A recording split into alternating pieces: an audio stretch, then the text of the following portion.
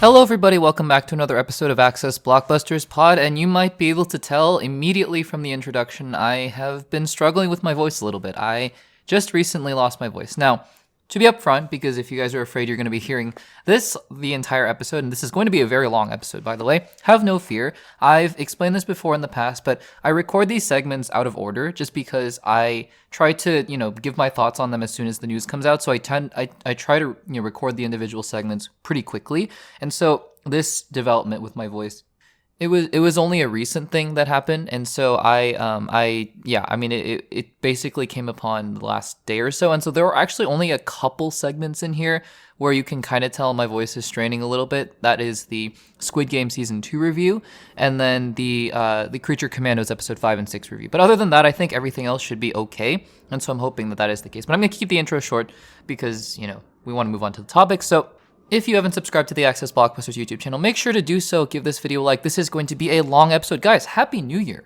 by the way. Happy New Year. It's 2025, and I'm so excited for what's to come here. It's going to be a great year of movies and TV, and I'm excited to kind of gear up for Oscar season too. I'm going to try to catch up on as many of the Oscar contenders as possible, and we'll see where we go from there. So really excited about that. Thank you so much for 2024. It was a massive year for the channel, and I'm just so thankful for all of you guys who are tuning in to listen. But anyways, for those of you who are new, make sure to subscribe, give this video a like, and if you are interested in the audio-only platform, we are on Spotify as well, so make sure to check us out there, and let me know how you think about the podcast. Leave a rating, and let me know what you think about the audio-only format. All right, guys, this is going to be a jam-packed episode. We have a lot to catch up on, actually, because I was away for a week, and I hope you guys enjoyed the backlogged episodes of the DCEU rewatch in the meantime. But now we're getting back to our usual schedule, so we'll catch up on Dune Prophecy. We'll catch up on 2 episodes each of Creature Commandos and Skeleton Crew, as well as all of the other things that came out, including the headliner for this episode, What If Season 3. So hopefully you guys enjoy, and without further ado, let's get into it. Alrighty guys, so we're going to start out today's episode with something a little bit different here. It's not so much a review, I would say, although there are going to be review-like elements. I just want to give some commentary on something I saw recently, but this is almost a plea, I would say. Because guys, there's a show that I've been watching that I know some of you have been watching as well, but not many of you, because not many of you are talking about it in the comments or discussing with me. And if you are, let me know, because I would, love to hear that more people are talking and thinking about the show and watching the show. This is a plea.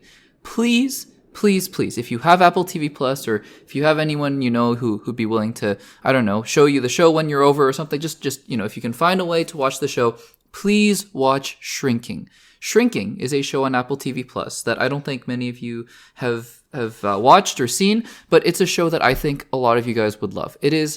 I would say Shrinking is one of the best shows on television that I've seen in a long time. It is now officially probably in my top 5 shows of all time. And for those of you who don't know, Shrinking is basically, so it's a show that's created by the same creative team behind Ted Lasso, I believe, or with at least Brett Goldstein, who played Roy Kent in Ted Lasso and also was one of the producers and writers on Ted Lasso. He is co-creator of Shrinking. And Shrinking basically follows a couple therapists, or 2 or 3 therapists, as they just explore life together. I won't give away too much because season 1 and season 2 deal with sort of the same things in different ways. But season 1 deals with basically one of the therapists going through a tragic event and what happens when you need, that kind of therapy yourself. What happens when a therapist needs to find his own healing on his own, and the ramifications of what happens, to that therapist, reverberate around many other people around him. On top of that, so it stars Jason Segel and Harrison Ford. Harrison Ford has never been better.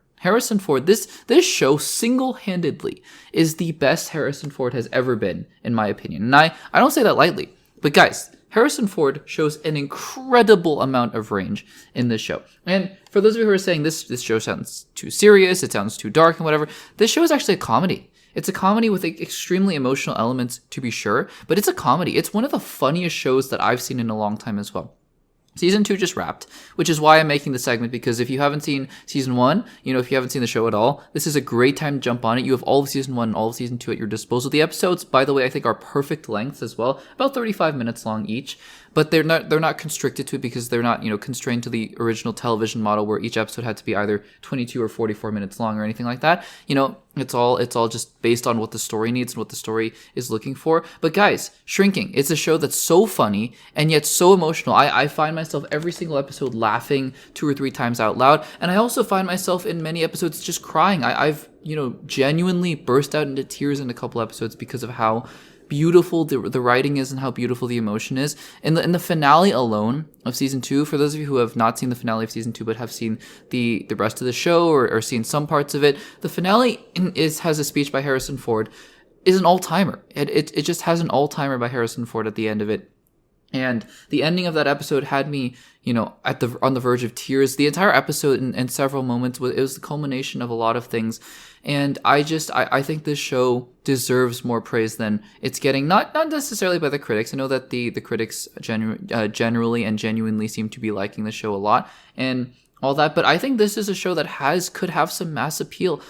Honestly, the reason I didn't want to make this whole review of Shrinking season 2 is just because I don't know that I have much negative to say about it. This is honestly, and I know I've gone on record of saying, perfect TV and perfect art and things like that. Does that really exist? Who knows? That's a whole debate we can have for another day. But in my eyes, for me personally, this is about as close to perfect as you could possibly get. I mean that genuinely. I think this is just about as close to perfect of a show that you can possibly get. It's funny. It's emotional. It shows you the beautiful sides of life, while dealing with them in a way that, yes, is hard and difficult, but also brings light to the joy that life has as well, even in the darkest moments. And Harrison Ford, Jason Segel, Jessica Williams, I believe, is another one of the leads.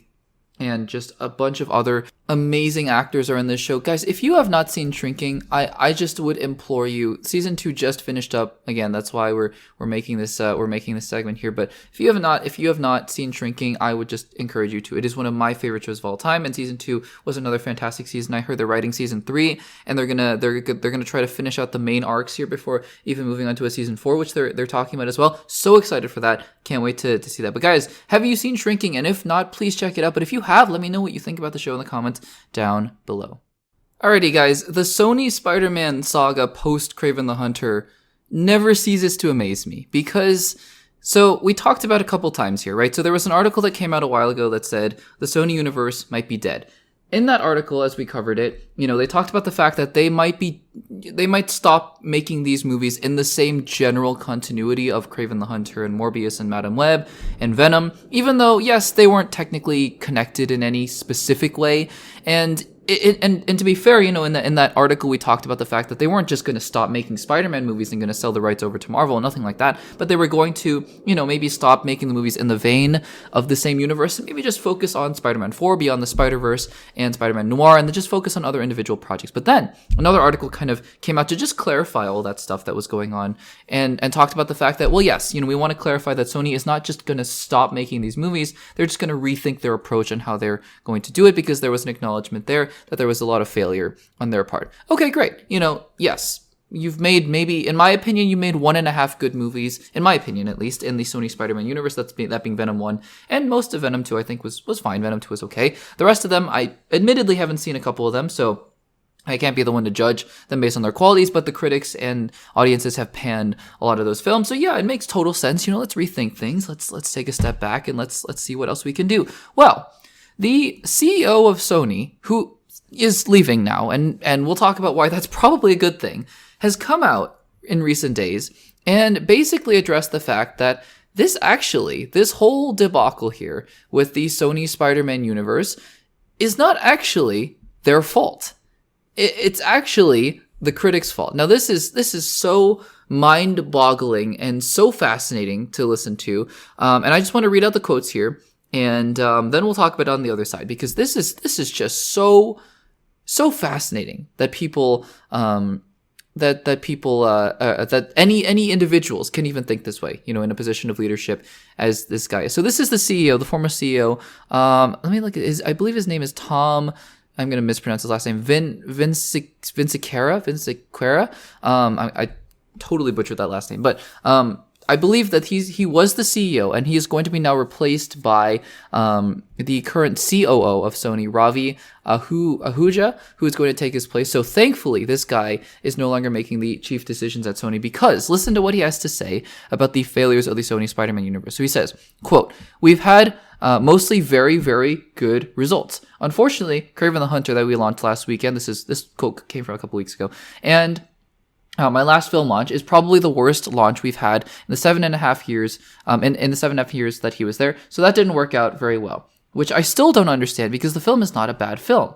He added that we've been successful. And then I'm reading directly from a CBR article, comic book reader article here. And he continues on and goes on to say about Madam Web, quote, "Let's just touch on Madam Web for a moment. Madam Web underperformed in the theaters because the press just crucified it. It was not a bad film, and it did great on Netflix." Okay, not going to comment on that for the time being. He then continues, quote, "For some reason, the press decided that they didn't want us making these films out of Kraven and Madam Web, and the critics just destroyed them. They also did it with Venom, but the audience loved Venom and made Venom a massive hit. These are not terrible films. They were just destroyed by the critics and the press for some reason." He then goes on to say, quote, "I do think we need to rethink it just because it's snake bitten. If we put another one out, it's going to get destroyed no matter how good or bad it is," end quote. Okay, these are the quotes.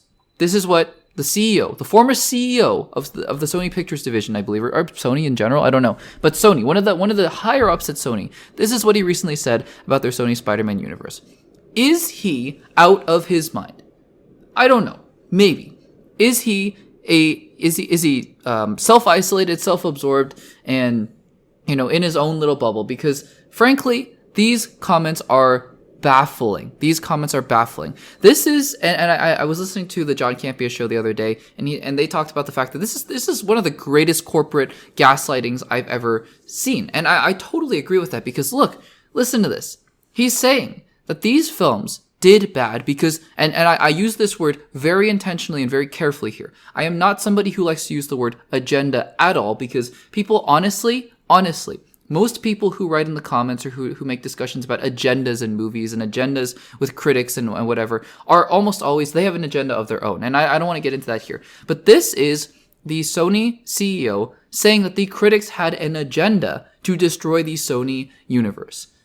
This is one of the most backwards thinking kinds of quotes, kinds of lines of logic here that I've ever heard an executive say, because like I said before, in the last quote, I have my own disagreements, and if you listen to the clip from a couple weeks ago where one of the exhibitor analysts said something like, well, if they made it's because Spider-Man wasn't in these films that they did so poorly or whatever. And I'm being a little facetious here just to make a point here, but that guy was like, hey, look, it's because Spider-Man wasn't in these films that these films didn't do as well. That's a total mischaracterization in my opinion. It's not because Spider-Man wasn't in those movies that they didn't do well. It's because those movies weren't good in the first place. And the Sony CEO taking that a step further and saying, oh, it's because the critics had an agenda that this is why the films didn't do so well, is complete and utter nonsense. It is crazy to think whether or not he actually believes this or he's just saying this to try to save face, but that backfired because everybody is online now saying that this is one of the most crazy things you could ever say. And he's out here saying, no, the critics had an agenda. They just want to destroy these films because they don't like us making them. And the fact that he's saying, yeah, we put out another one, it's going to get destroyed. No, if you put out another Sony Spider-Man film, it doesn't matter that Madam Web is terrible. It doesn't matter that Morbius is terrible or Kraven the Hunter is terrible. If you put out another Spider-Man character, let's just say, for example, and I haven't seen the film, so I know Chameleon is in Kraven the Hunter, but let's just say, unrelated to that, they make a Chameleon film, right? Or let's just say they make a Scorpion film. Whatever. Any Spider-Man film. They make a Scorpion film. And it is just the best movie they've ever made. It's a best picture contender. Leonardo DiCaprio is Scorpion and he wins an Oscar for it. No. Critics are gonna love that film. They're not going to just, blindly be like, well, because Sony made it, I'm not going to like it. No, that film is going to get the love and praise it deserves no matter what. Now, box office wise is a different question, right? Because, at a certain point, right, even in 2023, when the DCEU was dying, if the DCEU put out that kind of film, it would be critically praised, but the audience might not be willing to accept it as much, and so the movie wouldn't make as much money, but then it builds on that, right? It continues to build on that, and you make better and better movies, and they make more and more money, right? It's just the way it goes. So no, it's crazy. I'm glad that this CEO is stepping down because honestly, if this is the line of thinking that was going on at Sony at the time, I don't even know what to say. I don't know what to say at all because this is just crazy. Guys, what do you think about these quotes? That the Sony CEO says it is the critics' fault that the Sony universe is failing and the reason that they're not going to put out any more of these kinds of movies for a little bit. I think it is just absolutely crazy that the CEO is saying these things, but I'd love to hear what you guys have to say about this in the comments down below. Alright guys, so a character in the MCU that we haven't seen for a little bit here since the Marvels came out in 2023 is Ms. Marvel. We haven't seen Ms. Marvel. I guess, to be fair, actually, I take that back. The Marvels came out just a little bit ago, but it seems like we haven't seen Ms. Marvel as much as we should have, because I think that the Ms. Marvel series, while in general, was not as good as it could have been, though I still very much enjoy it. I think that one of the bright spots to come out of that was the character of Ms. Marvel herself, Kamala Khan, played by the wonderful Iman Vellani. Obviously, then she got to translate to the big screen with the Marvels, and then she was setting up, allegedly, the Young Avengers at the end of that film, though who knows what's going on with that anymore. But now, the one of the executives at Marvel, I think it's the TV director or one of the TV heads with Marvel, Brad Winterbaum, was doing an interview with a Hollywood Reporter and actually, clarified some things about Ms. Marvel and when we might see her next. So I'm just going to read the quote here and then we'll talk about it on the other side. When asked about Ms. Marvel, this is what Winterbaum had to say. Quote, "I love Iman. She's incredible. I love that character. I will tell you that she's certainly a big part of the MCU to me. Ms. Marvel is a really important show to us, and without going into great detail because I don't want to spoil anything, she is top of mind. So it's going to be exciting to see where she pops up next." Okay. And that's the end of the quote. So this is really, not a whole lot to go off of. And I think, honestly, in this quote, these are things that we already knew were going to happen, that Ms. Marvel was going to be a big part of the MCU going forward. But I think it's nice to have that kind of confirmation. Now, the question becomes, in what ways is she going to be a big part of the MCU, and in what capacity? My mind immediately goes, not actually to Young Avengers, but I think the Bengals, right? Because I think the Bengals are going to be... even though it seemed like they were going to be set up to be a big part of Kang's plot, in the pre-Jonathan Majors drama sort of thing, I still have a suspicion, actually, that it wouldn't be too hard to retcon that into whatever Doctor Doom is doing in Avengers Doomsday. I have a suspicion that Shang-Chi's rings and Ms. Marvel's bangles, whatever they were up to in, pre-Kang Dynasty, I guess, pre-Doomsday, rather, is still going to be applicable to the next Avengers film. So I have a feeling that she is going to be a big part of that no matter what happens here. In terms of, other things, obviously Young Avengers is also top of mind, though who knows what's going on with that project. It seems like everything is kind of on hold until they finish up the multiverse saga. I still wouldn't be surprised if they make a Young Avengers type project in the future, but I still think it would probably be something like a TV show compared to a movie. A lot of people are saying Young Avengers movie and things like that. I have my doubts, honestly, because look how well it turned out when you were translating a lot of the TV characters into movies with Monica Rambeau and Ms. Marvel. Didn't work out too well.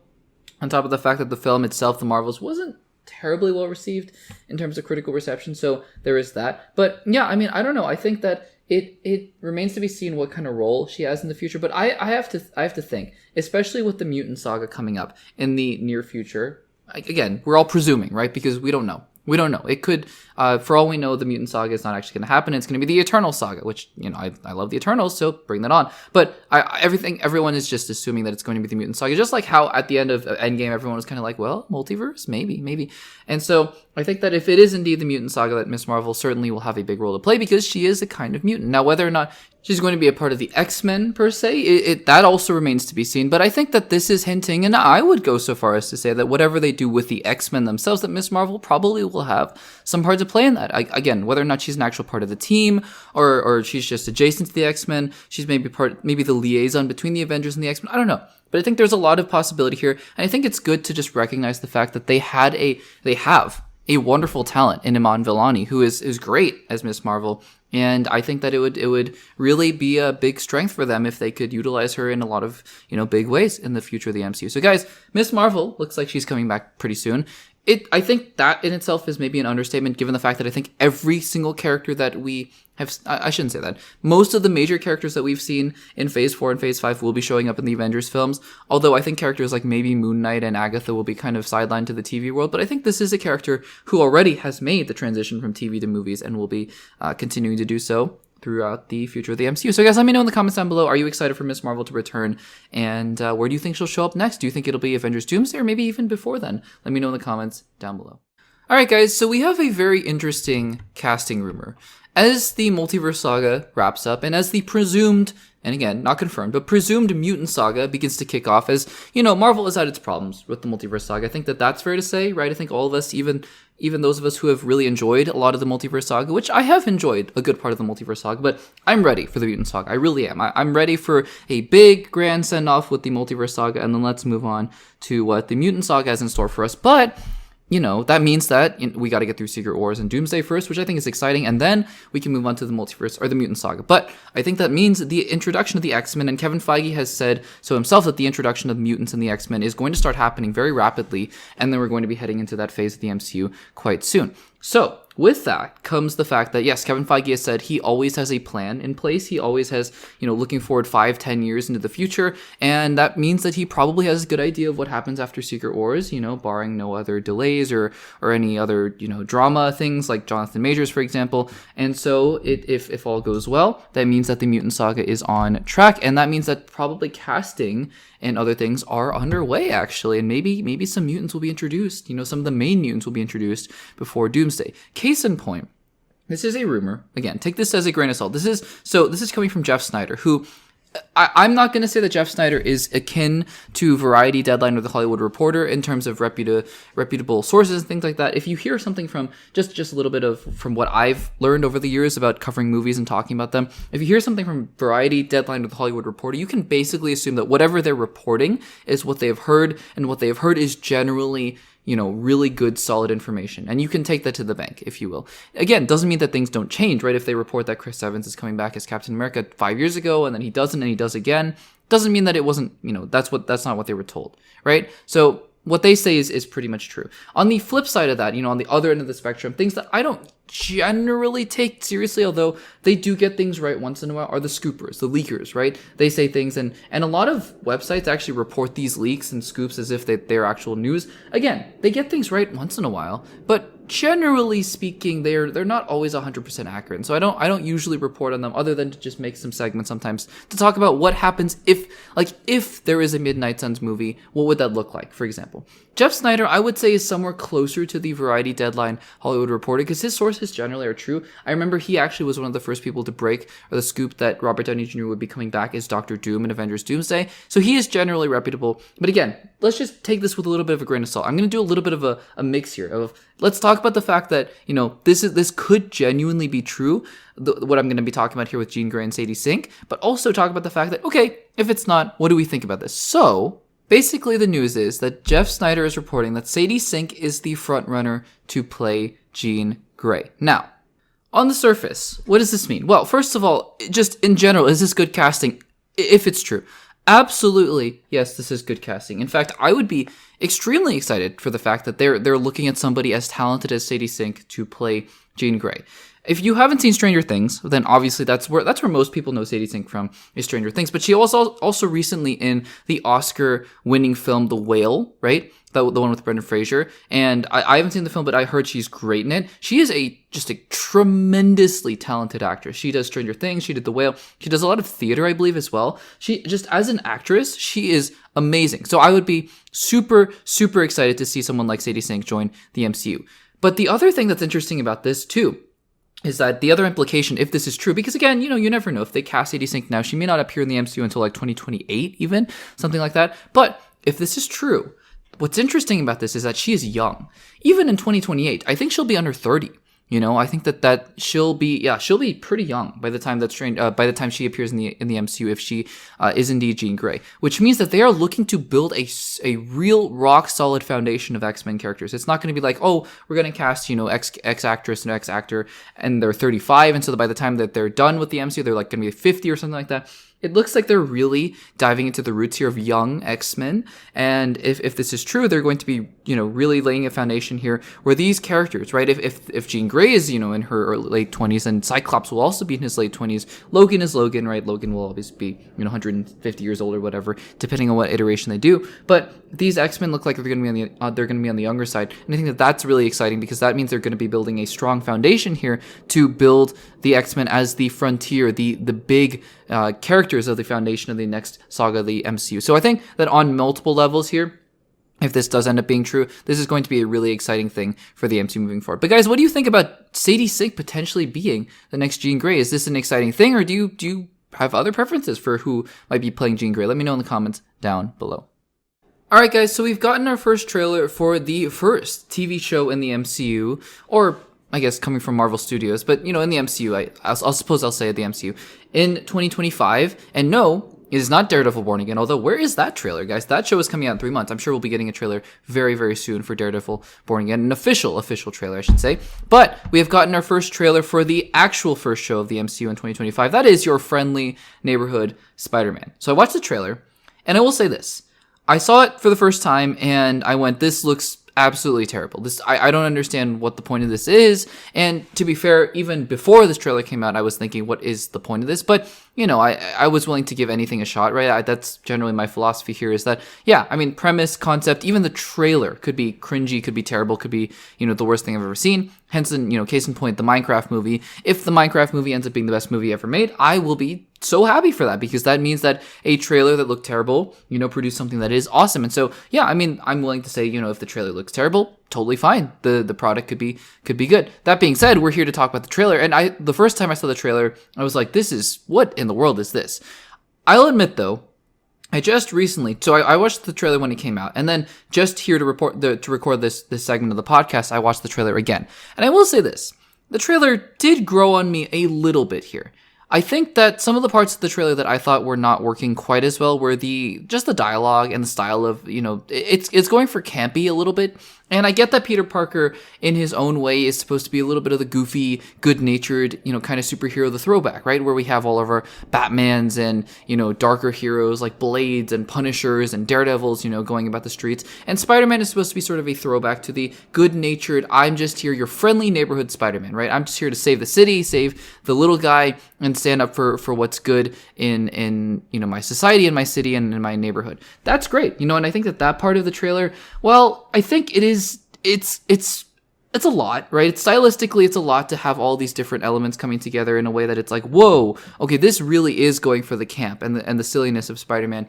I think that it can work, right? I think the biggest compliment that a lot of people will give this is that it looks like a comic book come to life, very intentionally so, with the thought bubbles and with all the different panels coming together. I think really my biggest complaint about this trailer has less to do with the trailer itself and more just why this series exists in the first place. And I think we'll talk extensively about that in the What If Season 3 spoiler discussion, because I think that is really, Marvel Animation, that's great. You can produce things like X-Men 97, which I thought, to be fair, I actually didn't think X-Men 97 was as good as a lot of people said it was, although I enjoyed it for what it was, but, it wasn't speaking to me on the same level as I think people who had nostalgia for the series, it was speaking to them. But I think that is an example of something you can do really well in the animation sphere, where it's like, yeah, pour resources into it, do it the best that it can be done. But I think that just doing things with the animation just for the sake of doing things, I'm like, what is really the point of this, For example, James Gunn's DCU, not to compare DC and Marvel all the time, but, Creature Commandos, well, I'm not saying that Creature Commandos is the best thing that's ever been made, because I certainly don't think that that's true. I think that at the end of the day, if it's going to be a part of the DCU, it's going to be setting up things, it's, or not even just setting up things, but just going to be, having its own story for the sake of it and doing well for itself. I think that that's fine. That's great. These animated shows in the MCU just feel like they're Disney Plus filler. Honestly, Disney Plus fodder. And I'm a little disappointed in that, honestly, because I feel like you could be doing so much more with that, with those resources. I'm not advocating that people lose their jobs or whatever. That's not what I'm saying at all. But I'm saying that, if you're going to be doing the animation style, then sure, go for it. Really do something. And to be fair, I haven't seen the series. We're going to be seeing the series in just about a month or so. So we'll be seeing, how that plays out when it actually comes out. But I think my biggest problem here is that, yeah, it looks, it's fine. I think it looks very aggressively okay. I just don't know what the point of doing things that are aggressively okay is, because it seems like that's all that Marvel Animation has done, save for X-Men 97, which seems, to have spoken to a lot of people. Again, not myself, but that's totally fine. I'm not the target demographic, I think, for that. The people who grew up with the series and have the nostalgia for it, I think we're the main people who would have gotten the most out of it. That's totally great. But again, at the end of the day, I'm just like, yeah, I mean, what else is there for me to say other than I think some parts of it look really silly. I think that the voice acting is a little bit off for some reason in this show. And based on the concept, they're gonna have Kingpin and Chameleon and Scorpion and Daredevil, and I think Iron Man maybe showing up here at some point. They're just gonna throw the kitchen sink at it. This is going to be basically as if you're going to be, as if you were reading a comic book, issue that just came out of Spider-Man. I think that that's fine. That's great. But at the end of the day, I don't know what this contributes overall to the MCU. And we'll talk about more of the resource allocation argument, I suppose, in the what if spoiler discussion later on in the episode. But guys, what did you think about the first trailer for Your Friendly Neighborhood Spider-Man, the first Disney Plus show to be coming out from the MCU in 2025? Let me know in the comments down below.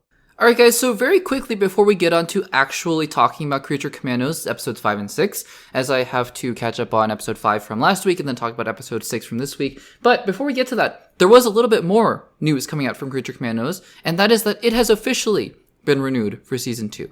Now, we'll get to what I think the implications of this are in just a little bit, but we'll first read out the press statement that came out of DC and came from James Gunn and Peter Safran first. So, this is what Peter Safran and James Gunn said in a statement. It says here, quote, "We're thrilled to team up with Max for another season of Creature Commandos. From our spectacular first season of Peacemaker to the astounding run of The Penguin to the record-breaking launch of Creature Commandos, Max has consistently delivered above industry expectations and beyond our wildest imaginings. Thank you, Casey, Sarah," and then it goes on to thank a bunch of other people from DC for your continued support, for your tremendous support of DC Studios. We are proud to call Max home. That's basically all this announcement is, that, Creature Commandos will be renewed for a second season here. Max goes on to basically say, they're thankful for the collaboration between DC and Max, and that's about all there is. So, really, not a whole lot to talk about here. I think really, I wanted to talk about this in the sense of, yes, this is news in the fact that Creature Commandos Season 2 is going to be another thing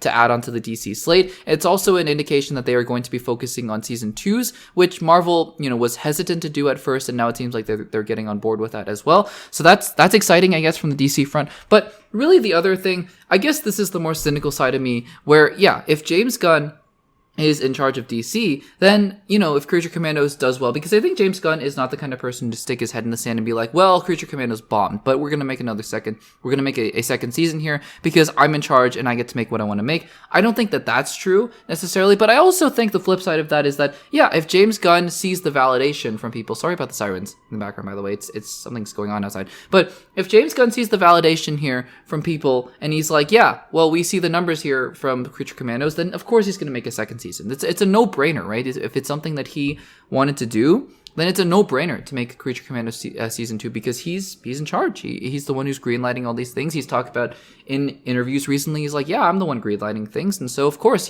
easy decision, right, to greenlight Creature Commandos Season 2. So that's the cynical side of me. But, the flip side is that, yeah, I mean, people seem to like the show. I don't think I'm necessarily one of them. I think that the show is fine for what it is, but at the end of the day, I think if it's something that people are getting enjoyment out of, and if it's something that James Gunn finds a lot of enjoyment out of, then of course it's going to get a second season. And we'll have to see.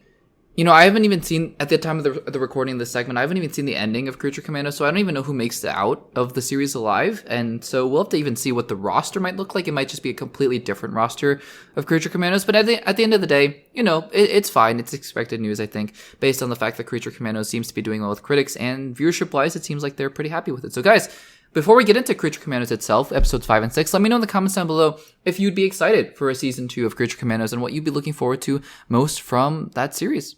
Alrighty guys, let's talk about Creature Commandos episode 5 and 6, and as you can probably tell by my voice, I just recently lost it. I think in this podcast, hopefully there will only be one other segment in which my voice will be a little bit gone, which will be the Squid Game review, and I apologize for that. It's been a long week, but, we're out here, and hoping to get this podcast up before my voice completely gives out. So, this is going to be a complete spoiler discussion for episodes 5 and 6 of Creature Commandos because I was away last week, and so I still wanted to talk about episode 5 here in just some brief detail, and then we'll go into episode 6 and talk about the two episodes as a whole. So this is your spoiler warning. If you haven't seen the episodes yet, just make sure to save this podcast, save this segment, and save this clip for later, and then come back once you have. So, as always, like I like to usually do, just giving some context here about my thoughts thus far as we head into episode 5 and episode 6 of Creature Commandos. So, I've been thinking the show is okay so far. I think that episodes 1 through 3 especially felt very samey to me. They just felt like, yeah, this is James Gunn doing his James Gunn thing, doing the ragtag group of characters, except with a little bit of a twist. And he's even admitted as much in interviews. I've listened to some interviews with him recently where he's talked about Creature Commandos, and he's like, yeah, this is that same kind of deal, ragtag group of characters, except he said that Guardians had that sentimentality to it, and this one doesn't. And I'm like, yeah, that's exactly right. This is Guardians of the Galaxy. This is even the Suicide Squad, which Suicide Squad was a little bit more violent and whatnot, but the characters had some more heart to it, like Ratcatcher 2 and Idris Elba's character Bloodsport and King Shark. But this series, aside from maybe Nina Mazursky, who we haven't gotten her flashback episode yet. I'm assuming the finale will be her flashback episode, I think. But yeah, aside from Nina Mazursky, these characters are pretty despicable all around, especially the character today, Dr. Phosphorus, that is featured in episode 6 of Creature Commandos. So I've been, it's been fine for me. It hasn't been terrible. It's just been very James Gunn-y, which is interesting because I really liked Peacemaker and I really liked the Suicide Squad and I enjoy the Guardians films very much. So this just wasn't clicking. Maybe it was just one too many. However, then episode 4 came around. And episode 4 really surprised me in a pleasant way because while the beginning of episode 4 felt, the same, just felt very much like the previous 3 episodes, then it started to ramp up. And even before the Weasel flashback stuff, I was like, oh, okay, all the characters are starting to come together, and I'm on board with this, actually. This is pretty good. And then the Weasel stuff happened, and I was like, oh my gosh, wait, this show suddenly got way better. And so heading into episode 5 and episode 6, I was thinking, this is sort of a crossroads point, right? It's like, is this show going to continue on the same trajectory as episode 4? Or is it going to continue to be pretty similar to episodes 1 through 3? And spoiler alert for my thoughts on these 2 episodes, it is pretty much continuing on with the same old tone, same kind of format and whatnot. And so I'm a little disappointed because episode 4 was so good in my opinion, but episodes 5 and 6 were not as good. So I'm going to run through episode 5 very quickly. I know that it came out a couple weeks ago by the time you're listening to this, but I just want to talk about my thoughts on it really quickly. Not going to go too in depth, and then we'll talk a little bit more in depth about episode 6. So episode 5 starts out here. And we have Rick Flag and Frankenstein spying on a school, which is, interesting. It's a little confusing. And you're kind of wondering, okay, what's going on here? Although I will say, even though I didn't love episode 5, David Harbour as Frankenstein, it continues to be just amazing. I love David Harbour in this role. He's so funny. The character, progressively gets more and more unhinged and it gets more and more uncomfortable to watch him. But he himself, David Harbour himself as this character, is so funny. And so this becomes the Frankenstein episode, and they are basically spying on this Dr. McPherson. They're like, okay, something's a little bit off with her. Let's go figure this out. And then we get the flashbacks with David Harbour, or his character rather, Frankenstein, who is basically living with, an old woman. And you kind of wonder, is this going to be a very nice relationship and whatnot? And then flash forward to the end of the episode and he kills her. So this is a character who really has no capacity for empathy or anything like that, even though you kind of thought he was. So some characters, I guess you're meant to be more on their side with, I guess Weasel being one of them. But some characters like, Frankenstein, and I guess Dr. Phosphorus. Well, Dr. Phosphorus is an interesting case because he was sympathetic, but then he turns into just a complete, maniac at the end. And yeah, he becomes a total just super comic book movie villain at the end. So that's interesting. But the whole thing about this anyways is that the professor that they're looking at is a fake here. And then basically the majority of the episode is Clayface. So the design is much scarier than it is in Harley Quinn, because the Harley Quinn Clayface, which I love, voiced by Alan Tudyk, by the way.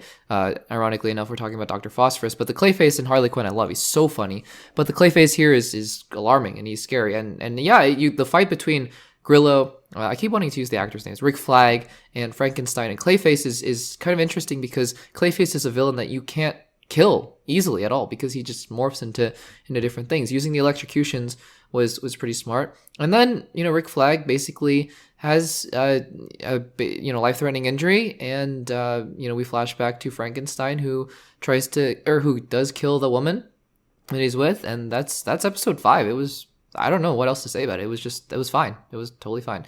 And so then we move on to episode 6, and episode 6 I was like, okay, again, hinge point. Is this going to be more like episode 4? Because now you have the benchmark. You set the bar pretty high.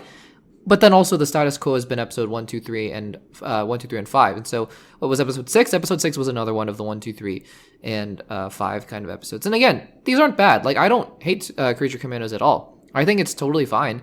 I just, I'm a little disappointed because the James Gunniness of it all is starting to creep through a lot more than I had hoped, and this was my worry with the show. And to the point now where I'm like, this is a little too much James Gunn, and I'm a little worried about Superman. Again, Superman, based on the trailer, looks completely different from anything James Gunn has done. Maybe aside from a little bit of the goofiness that's in the trailer.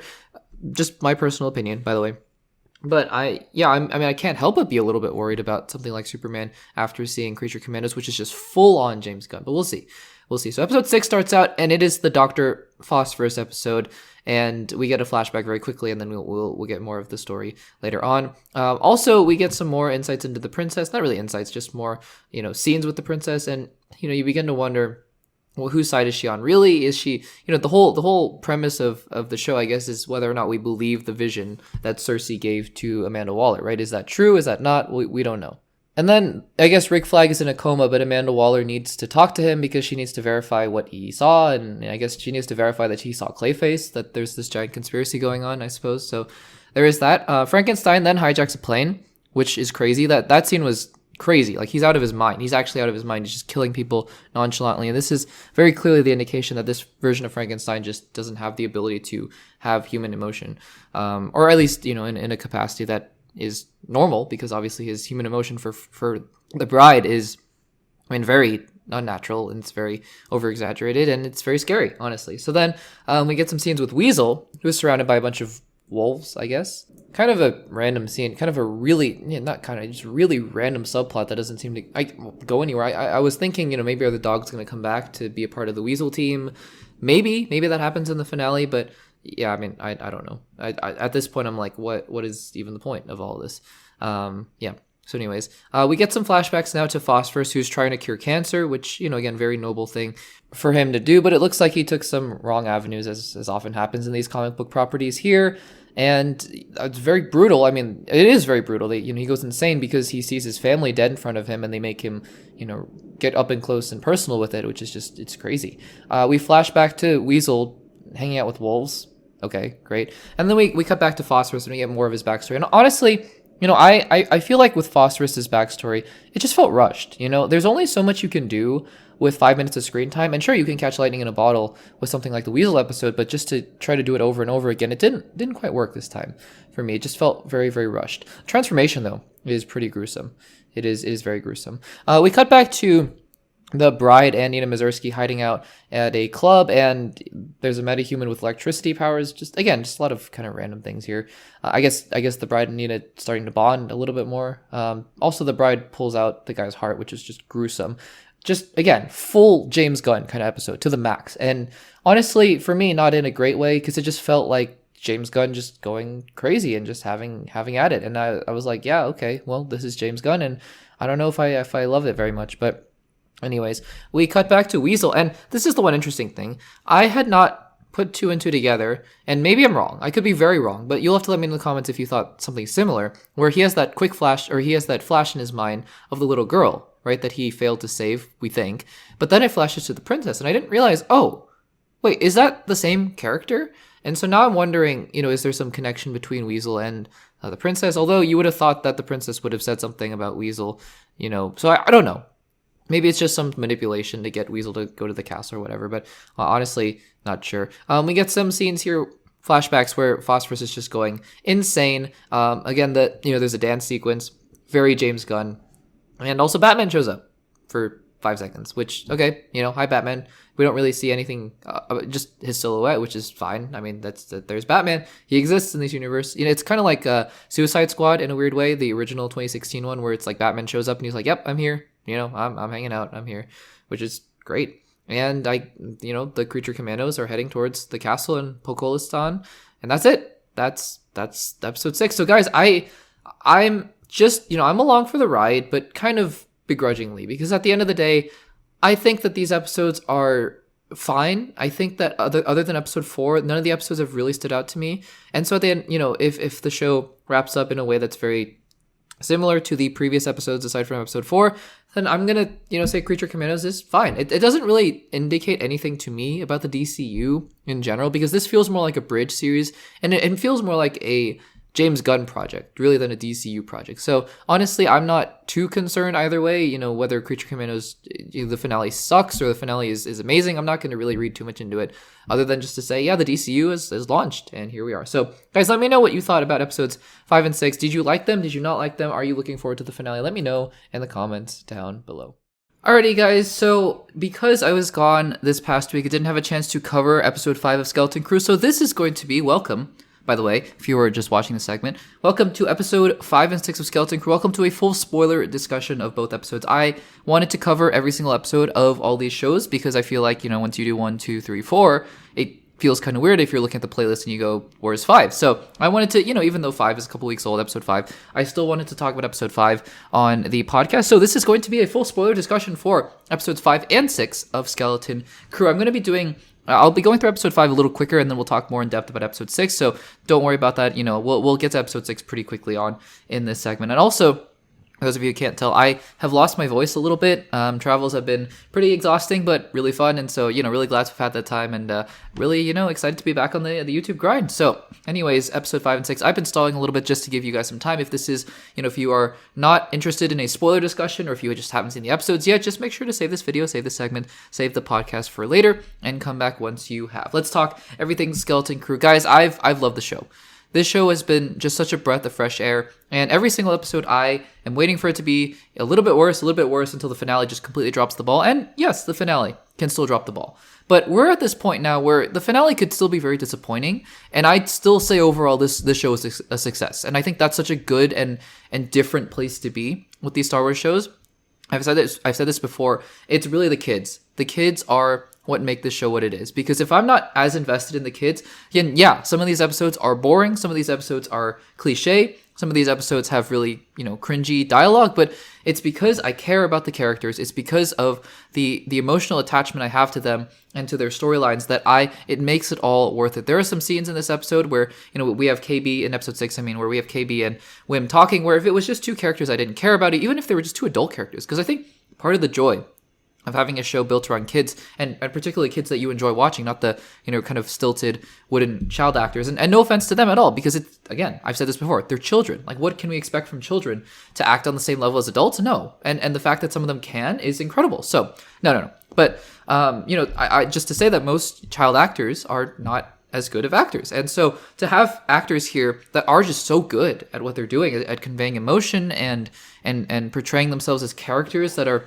lovable and you root for them is great. It's awesome. So I've been loving the show. I watched episode 5, and we'll go through again. Like I said, we'll go through quickly my notes here on episode 5. I was watching it out of home at least, and I still loved episode 5, and so we'll get into episode 6 just a little bit. But let's start out here quickly with episode 5. I'm not gonna go through a huge breakdown of the episode, because again, we want to get through episode 6, which is the most important part. So just to start out here, we have now the parents who are I think they're starting to hint at the fact that the parents are getting more involved here, right? Which is really interesting. And yeah, they get caught here, but there's this question. They get caught by the droids, but then they get rescued. And I think the question here is really, who's the supervisor? And I think we have a pretty good idea. Not to bury the lead here, I think Renid, is that the name, Captain Renid? I have a suspicion that he basically took that ship, crash landed at Adin, and decided, you know what, I this is a life for me. I get to print money for myself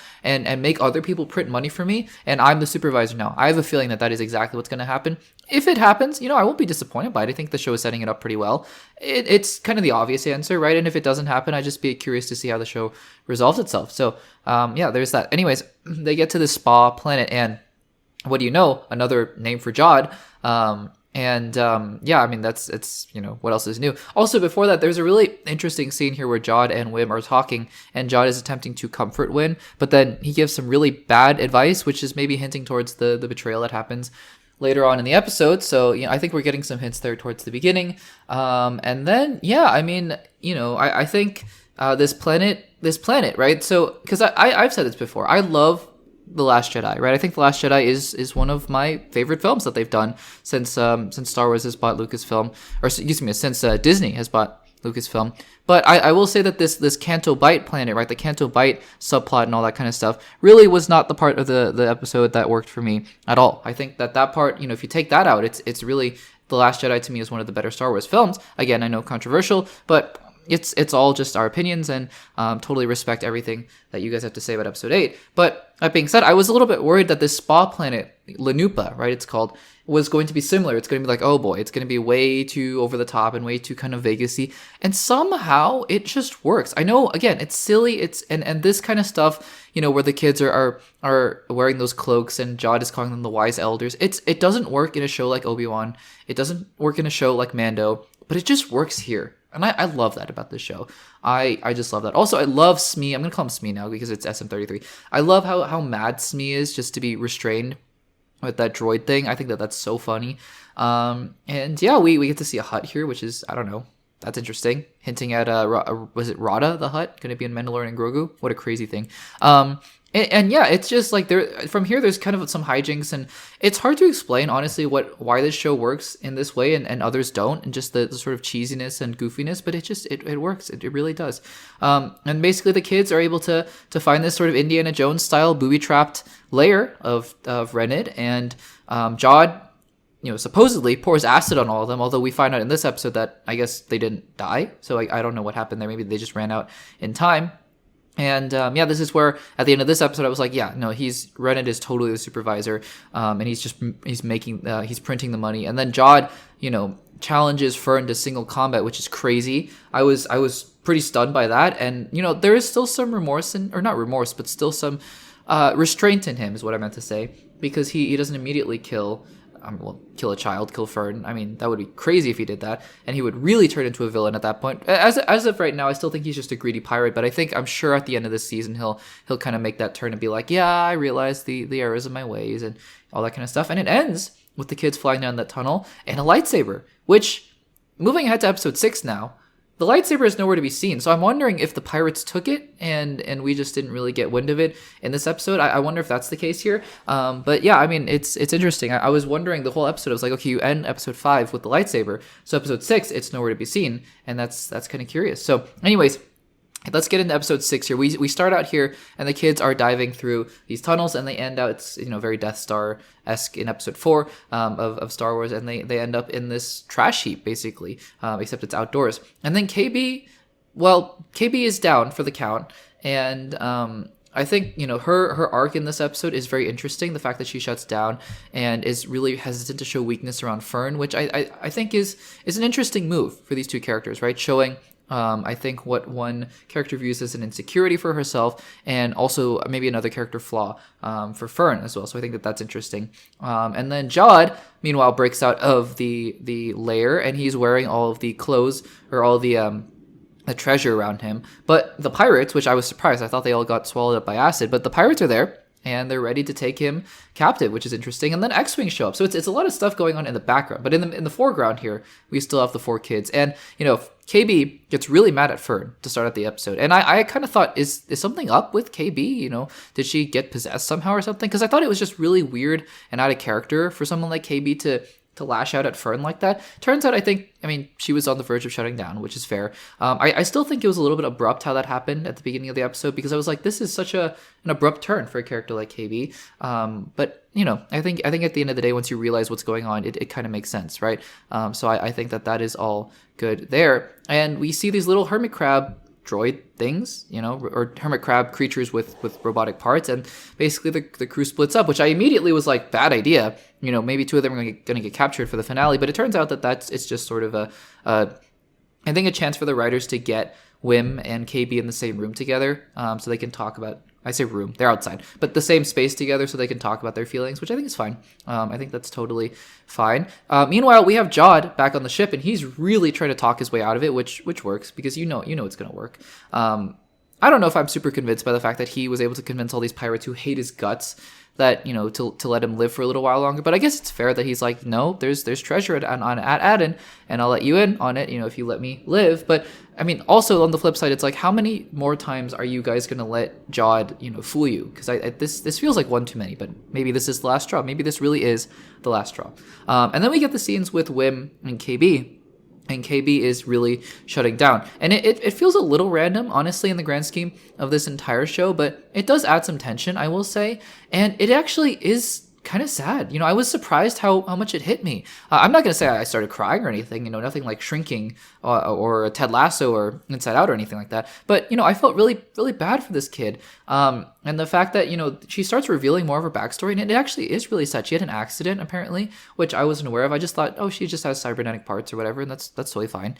But she had an accident, apparently, and that really, caused some insecurities and caused some doubts for her with her relationship with Fern. And I think that's really sad. And when she does shut down, I mean, they're not going to just kill this kid, right? That it would be crazy for a Star Wars show to do. But when she does shut down, I felt that. And I think that's such a great job, again, for the characters, right? To the characters and the world, that you're able to care about these kids, on that level. And eventually, Wim is able to fix her, and they go on their way. It is funny, though, how they end up back with that crab thing, or they end up going to that crab creature, and Wim is like, how am I always wrong about who the good guy is? And I'm like, yeah, Wim, how are you always wrong with who the good guy is? Because that's kind of funny. And then the four of them, so then Fern and Neil are climbing this huge wall, and they basically go through these hijinks to get back to the ship, and they all reconcile, and they all hug and make up, and it's all good, it's all better again, and I love that. I love how the kids are finally working together and finally becoming more of a team. Obviously, this is where the show is going to go, because it's a classic trope, right? At first hesitant allies, and then slowly starting to get to know each other, and then having some falling out, and then coming back to it's classic. It's a classic trope, but I think it just it feels so satisfying when it happens to characters you actually care about and actually love, and it makes the whole ship escape part of the ending here really fun, because you're like, yeah, let's get this ship going, really rooting for these kids to get going here. And surprisingly, that's the end of the episode. So normally these episodes are pretty good about having little cliffhangers or having little things that hint towards the next episode. This episode doesn't really do that. On the one hand, because explicitly it doesn't have that. Like, it doesn't have the shot of the lightsaber or anything like that.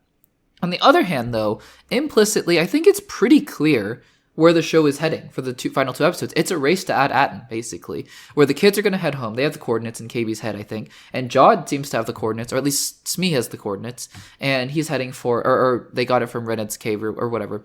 And so he has the coordinates, so the pirates are going there, and it's all going to converge on adaptaion. I have no doubt that Rened is going to appear at the very end, and maybe the next episode, where he's going to confront all of them, and they're going to find out what's going on with the Old Republic Mint, and et cetera, et cetera. And I think it's exciting. I think that this show, unlike other Star Wars shows, feels properly paced. And I'm like, yeah, let's start heading towards the finale. I'm going to be really sad when the show ends. I hope there's a season 2. I really hope there's a season 2, because I love these kids. I love the show. But, just it feels like, yeah, we should be heading towards the conclusion of all of this. And the last thing I'll say is, I said this in my immediate reaction, is that when the episode ended, because the episode was, by the way, so quick, 28 minutes, crazy. I really wish just 5-10 minutes longer. Anyways, how hard could that be? I know it's millions of dollars for Disney. You have millions. Anyways, I don't want to go off on that. But 28 minutes was really short. But by the time the credits rolled, it said Bryce Dallas Howard directed this episode. And I was like, oh, yeah, totally makes sense, because I believe from my memory that the Bryce Dallas Howard episodes of Star Wars have always been the ones that really bring that kind of excitement and joy to them. That they have a very joyful bounce to them, I think, which is an interesting, I don't know, maybe that's a weird way to describe it, but they have this kind of feel to them where it seems like she totally gets Star Wars while also being, putting her own stamp on it, having the kids, really talk about their emotions and having really great action as well. And she just captures all the different parts of Star Wars that you really like. And I said, her episodes in Star Wars are never my favorites, but I think every time I watch them and every time the credits roll and it says Bryce Dallas Howard, I'm like, oh yeah, always solid job, really, really solid job. And I could totally tell afterwards. I was like, yeah, that totally makes sense. She did a really solid job again on this episode. So guys, that was those are my thoughts on episodes 5 and 6 of Skeleton Crew. I know we did a double spoiler discussion here. These episodes are kind of short though, so I feel like it's okay. We did one for Creature Commandos as well. Again, those episodes are even shorter, so hopefully that was okay. But we're gearing up for the finale. I don't know. I think it's just episode 7 next week and episode 8 the week after. So we'll have a couple more weeks of Skeleton Crew, and then we'll do a full, just like we did with Dune Prophecy. We're doing with Dune Prophecy. We'll do a wrap up episode where we'll talk about the finale and the whole series, and that'll be that, guys. For hopefully, I'm hoping to say, one of the best Star Wars series ever made. And I'm really excited to see where the show ends up at the in the conclusion. But guys, let me know in the comments, what did you think of episode 6 of Skeleton Crew and episode 5 as well? If you if you care to comment about that, let me know in the comments if you're enjoying the show. And let me know what you're thinking. Alrighty guys, so as I talked about in my last episode of Access Blockbusters Pod, I was away for a little bit, but we're back here now, and it's a good chance for me to catch up on all of these shows that we hadn't talked about over the last week and all the things that wrapped up. It's wrapped up their runs. We talked about Shrinking Season 2 a little bit earlier on, but now it is time to wrap up Dune Prophecy. Better late than never, right? Better late than never. So let's talk about episode 6 of Dune Prophecy, as well as the series as a whole, and where I think it could go for season 2 and where I might be hoping for it to go in a potential second season. So this is going to be a full spoiler discussion for both episode 6 and the entire series of Dune Prophecy. And without further ado, guys, this is it. If you haven't seen the episode or if you haven't seen the series, just make sure to save this segment podcast for later, wherever you were watching this, and then come back to it once you have, as we'll be talking full spoilers here. So what I'm going to do is just, mostly the same, but a little bit different here, where I'll go through the episode 6, a little more quickly, I think, than I usually do, because I want to save some time at the end of this segment to talk about the series as a whole, if that sounds good with you guys. So let's get into episode 6 here. We're going to go through this a little bit quicker, just because it's been a little bit of time since the season ended, and I wanted to talk about my thoughts on this episode, but then also talk about everything else. So we start out here with the flashback to the beginning of the series, right? We start out episode 6 in a very similar way to the way that we started episode 1, which is a young Valia Harkonnen fighting with Dorothea. And little do we know that in this episode, it's going to be a big sticking point here about the sisterhood fracturing. And I think that's, not to jump the gun here, but this is a very interesting thing, a very interesting setup for what a season 2 might look like, and some of the fractures within the sisterhood that are going on. Obviously with also Dorothea in Lila's body destroying all the genetic makeup and genetic, material and things that they had, information that they had at Unwalk 9. This time, however, we get more of a focus on Tula, because it seems like the series wanted to focus more on Tula as the series progressed towards the later episodes, and I think that it did so in various degrees of success. I think that there could have been more to develop Tula as a character a little bit more, because at the end of the day, it seems like they want to make the argument that Tula is the emotional centerpiece of this series, and because it's her connection to Desmond Hart and all that kind of stuff. I don't think it was super well executed, but I think that the effort that was being put here is well intentioned, and I think that is something that also could be an interesting sticking point based on the fact that at the end of the series, right, she was arrested by her own son. So I think that is also interesting. Also interesting to note that she knew she was pregnant. So we get a little bit more of the timeline here where she knew she was pregnant before. Because I thought this was going to be a thing of, she knew she was pregnant right after she killed Ori and all that kind of stuff. But it seems like a little bit later on that she finds out that she's pregnant. And then she has the baby, who turns out to be Desmond Hart. Also interesting here that, as Valia is trying to gain the devotion of the rest of the sisters, she says sisters above all instead of sisterhood above all. I think that's another way in which Valia is trying to consolidate power, something that she has, she continues to do throughout the entire series. We then flash forward to present day, and we have Tula talking with the sister and talking about the virus. So this bioweapon virus, it seems like it's feeding off of fear, and it's a kind of bioweapon, which, it's interesting, right? Bioweapons are an interesting thing in this universe, and Dune is always a franchise that has tried to balance the science fiction parts of it with the more magical elements of mystical elements of it, with the Bene Gesserit, with the voice, and then all these kinds of things. So, trying to balance that out here with the voice just being a completely mystical and almost magical superpower with a bioweapon virus is an interesting thing. And then the thinking machines, which come back later on in this episode in a pretty big way as well. I just think it's, it's neither good nor bad. I just think it's an interesting mix that the show is trying to do here. They reference the eyes again, those two godlike eyes that appear at the end of this, in these visions, which they still are not going to say who they are, which I think is a little bit frustrating because, again, you can have all these lingering questions about, what's going to happen in season 2, you're going to have to wait to find out. But I think too many of these questions is maybe to the show's detriment. I was saying the entire show is like, guys, you gotta reveal who Desmond is. He's becoming less and less of an interesting character as each episode goes on if we don't know what his deal is and what he's trying to do. We still don't even know who put the thinking machine into his eyeball, and we don't even know why they did it. And I think that is honestly one of the bigger flaws of the series, is that we don't know why a lot of characters are doing what they're doing. We don't know his endgame. You know, we know that he, as he's talking with Kieran, we just don't know what his deal is here. And then later on, not only is Kieran arrested, but also Inez is as well. And now we get the plot is heading into motion here as Francesca, is meeting up with Valley, and she's like, all right, we got a plan. And Valley is like, yep, I'm going to get myself arrested. We're going to rescue the princess. And then you're going to kill Emperor Carino, which poor guy. I mean, hard to say poor guy because he made some pretty awful decisions, in this series. But, Mark Strong seems like he's this kind of boy that's being helplessly pulled along by all these other people and being puppeted around. And you just can't help but feel a little bad for him, can't help but being feeling a little bad here. So anyways, yeah, they talk about this, this whole idea that Carino was basically puppeted to be the emperor, and all the things that he was doing, he thinks he was doing by free will, but in fact, it was really the Sisterhood that was trying to get him to do a lot of these things as well here. In that regard. So yeah.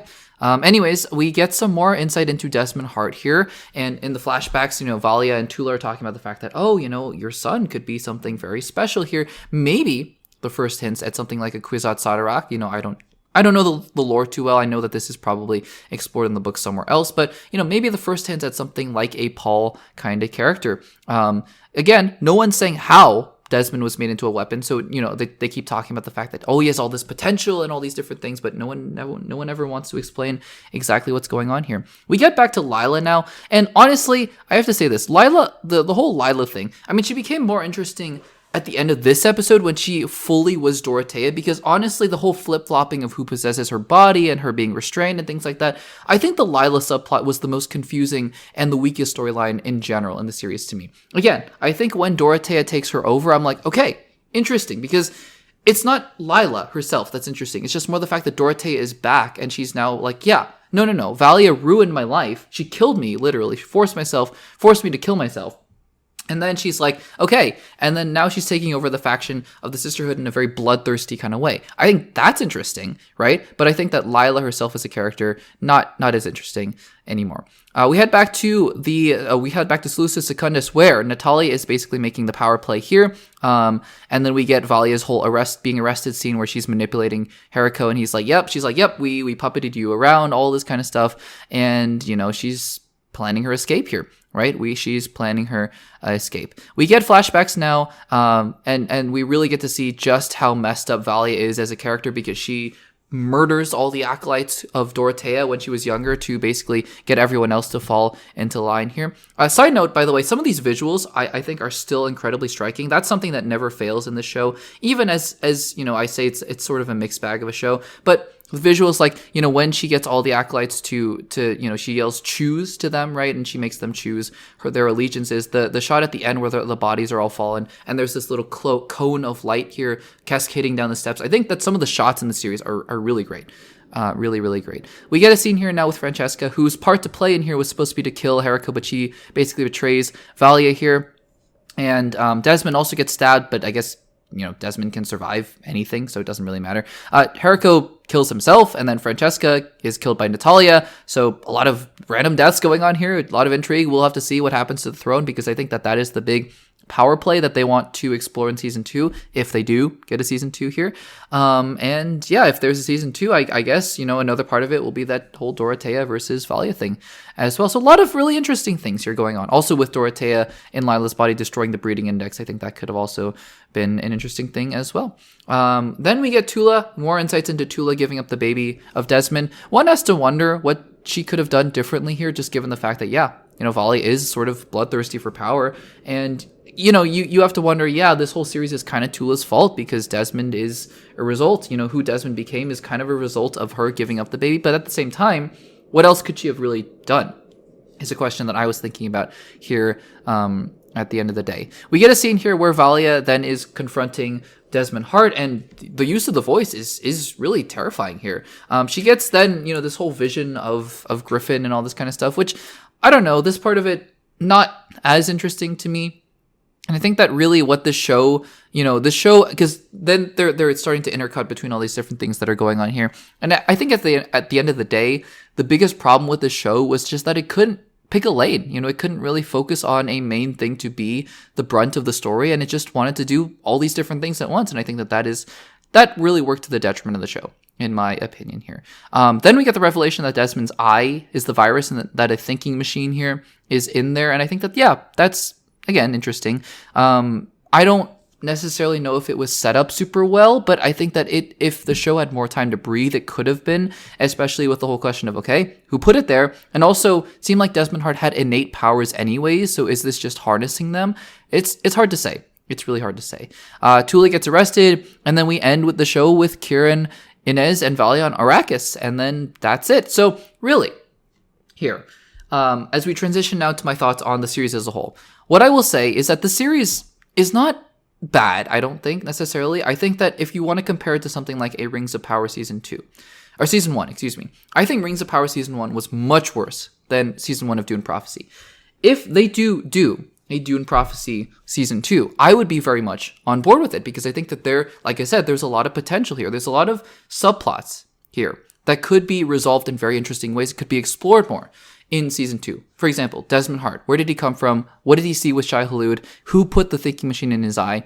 All these different things. The exploration of his relationship with his mother now that they've met, again, very interesting. Valia, Inez, Inez especially, right? I think Inez is the character that really lost out the most here in Season 1. I was immediately gravitated towards her character, with her position as the princess and her potential to be a Bene Gesserit sister, but they really did nothing with her character in this season. So Season 2, positioning her to be the Empress, right? That could be really interesting as well. Obviously, Desmond Hart himself is interesting. Dorothea versus Valia. So you've set up a lot of very interesting things for Season 2. Season 2 has huge potential, but here's the key for Season 2 to be successful. It has to learn from some of the key mistakes of Season 1, in my opinion, and the number one thing it has to learn from is pacing, right? So I alluded to this earlier. The secrets, holding secrets and holding things from the audience is fine. It builds intrigue, it builds mystery, right? We all like, oh, what's going to happen next? We don't know. That's great. That's great to hold the audience in that way of being like, we don't know what's going to happen, so let's find out. But I think the show just didn't have enough time to flesh out the answers for a lot of these things, and it left, frankly, far too many of these things in the dark to be like, okay, I'm starting to lose interest, in some of these things that are going on here. And I think that's a big bummer here.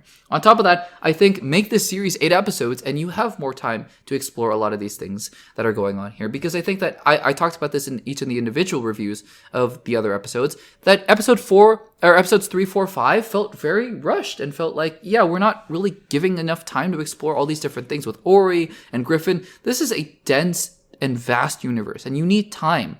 You need time to really explain all these things. So, look, at the end of the day, on a thumbs up, thumbs down scale, I'm thumbs up, but not enthusiastically, right? I think that I would be much more excited for a Season 2 that is able to learn from the mistakes of Season 1. And I think that, this show in general just showed that there is huge potential with this universe while delivering in Season 1, a show that is more or less a mixed bag, in my opinion. A lot of potential, but a mixed bag. So guys, let me know in the comments down below, have you finished Dune Prophecy, and what did you think about episode 6, the finale? I thought it was pretty solid, all things being equal. I think it's one of the stronger episodes. And what did you think about the series as a whole? Let me know in the comments down below.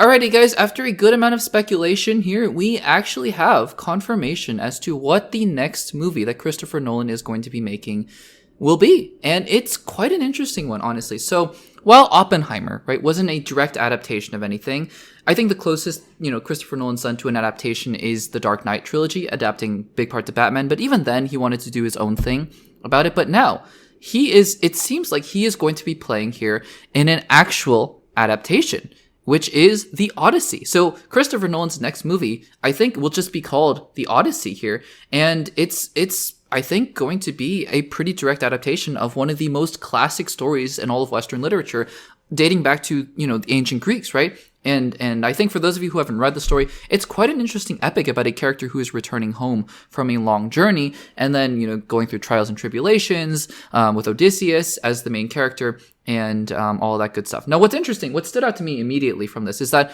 I had remembered, I think it was right before Mufasa the Lion King, having seen a trailer for a movie called The Return with Ralph Fiennes. When I was watching the trailer, I hadn't seen this before, and I was like, oh, this looks interesting, looks kind of...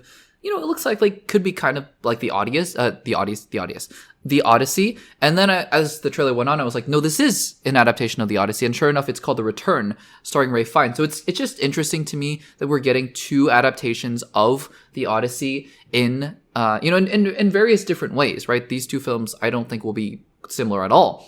But I think that, we will be getting a different adaptation, a different interpretation of all of this as 2026 approaches, because this film will be coming out in July of 2026, so that'll be an exciting time for that. But the Odyssey, and now we have the premise, right? And while we don't know exactly how this is going to play out, it seems like it's going to be a more classic interpretation of it. There was that Romeo and Juliet movie that Baz Luhrmann did a while ago. Doesn't seem like they're going to be doing a whole lot of that as well. I think that that Romeo and Juliet was set in present day, even though it was very much the Shakespeare adaptation. And now, really, so this is a known quantity now, right? It's not like he announced, oh, I'm making Inception, and then everyone's like, what's that? And he doesn't say anything about it until the trailer comes out. But now, because this is a direct adaptation, we get to speculate a little bit here. So, because we have the cast, and the cast, by the way, incredible. It's, Matt Damon. I'm reading from a Variety article, so this is how they listed: Matt Damon, Tom Holland, Anne Hathaway, Zendaya, Lupita Nyong'o, Robert Pattinson, and Charlize Theron. Incredible cast. But now we have to see, okay, who is going to be playing who? So I would assume here, just based on the cast, and also this article very helpfully kind of ties together some of the plot points of the original Odyssey. I keep wanting to say Odysseus, even though it's Odysseus and it's Odyssey. Anyways, but we have here the main characters in the Odyssey are Odysseus, Telemachus, who is Odysseus's son. My goodness, Odysseus's son, Penelope, Odysseus's wife, Athena, Circe, Poseidon, and Zeus are all major characters. So just mapping this out here, I would assume here, right, that Matt Damon is going to be the lead as Odysseus, and then Tom Holland is going to be playing Telemachus as his son, and then Anne Hathaway is perhaps going to be Penelope, right? That seems to make a lot of sense to me. And then in terms of the other supporting cast, Zendaya, Lupita Nyong'o, and Robert Pattinson and Charlize Theron, I don't really have an idea who they're going to be playing. But again, I think honestly, what I love about this is that Christopher Nolan is doing something different. Yet again, he's adapting a Greek epic. Every time that a filmmaker like Christopher Nolan, takes the camera, I want him to be doing something different and unique, because that is the true perspective that he gives on the Hollywood industry. He's able to do something unique and different every single time he takes the camera, and I think that is a huge strength for him as a filmmaker, and I'm very excited to see what he has in store. So Christopher Nolan's next film is an adaptation of the Odyssey, and I think that is really, really exciting. Guys, what do you think about this news? Do you think that this is a good move for Christopher Nolan, or should he be doing something else in your opinion? Let me know in the comments down below. Alrighty guys, let's talk Squid Game Season 2, and if you can't tell by the beginning of the segment, my voice is a little bit gone. I've lost it recently. You'll notice in some segments my voice sounds a little bit better than others, and I just, I've done some podcasts and done some segments talking about how I record a little bit out of order sometimes, so you'll have to forgive me for that. Hopefully you'll be able to bear with me here as we talk about Squid Game Season 2. But guys, this is going to be a non-spoiler and spoiler review for Squid Game Season 2. So, if you haven't seen Squid Game Season 2, I will be talking about the series, or the season rather, in non-spoilery detail, so no worries there. However, I did want to preface this by saying I will be spoiling Season 1. So if you have not seen Season 1 at all, then this probably isn't the review for you. I'll try to be as general and as vague as possible, but really Season 2, there's not a whole lot you can say about it without really talking about what happens in Season 1. So the first part of this review, the non-spoiler review, will be non-spoilery for Season 2, but I will be talking about Season 1, and then we'll transition into a spoiler review for both seasons, but particularly in Season 2, if that makes sense. And let's get into it. So, Squid Game is a show that I saw came out, oh gosh, was it 2021? Christmas time? Or yeah, it was Christmas time 2021. That's crazy. Maybe 2022? I could be wrong. But it was a couple years ago. And I was a little bit late to it. It came out in December, but I don't think I was that late. I think I watched it that Christmas, maybe a few weeks late to it. And I was just floored by how much I enjoyed the show. And by enjoyed, I mean it took me on an emotional roller coaster of every single kind of feeling that you can feel. It had the tension, obviously, with the games, the novelty as well. It had great character work, great acting. It's not often that I'm able to watch international film and TV, and so this was just a great insight into just great South Korean actors and South Korean filmmakers, and just amazing work that they were able to do with the first season of Squid Game. It was tense, and yet it had a lot to say about society as well, about how desperate capitalism and money can make people, and the lengths they're willing to go to get out of it, and really just the what it takes to be to stand up against that, as our protagonist Gi-hoon is able to do so well. So or at least as he struggles with that throughout the first season and is able to eventually triumph at the end, obviously at great cost. And so as soon as the season ended, and this was a show, right? Because again, I've said this before, there are many movies and shows where you finish the first installment and you go,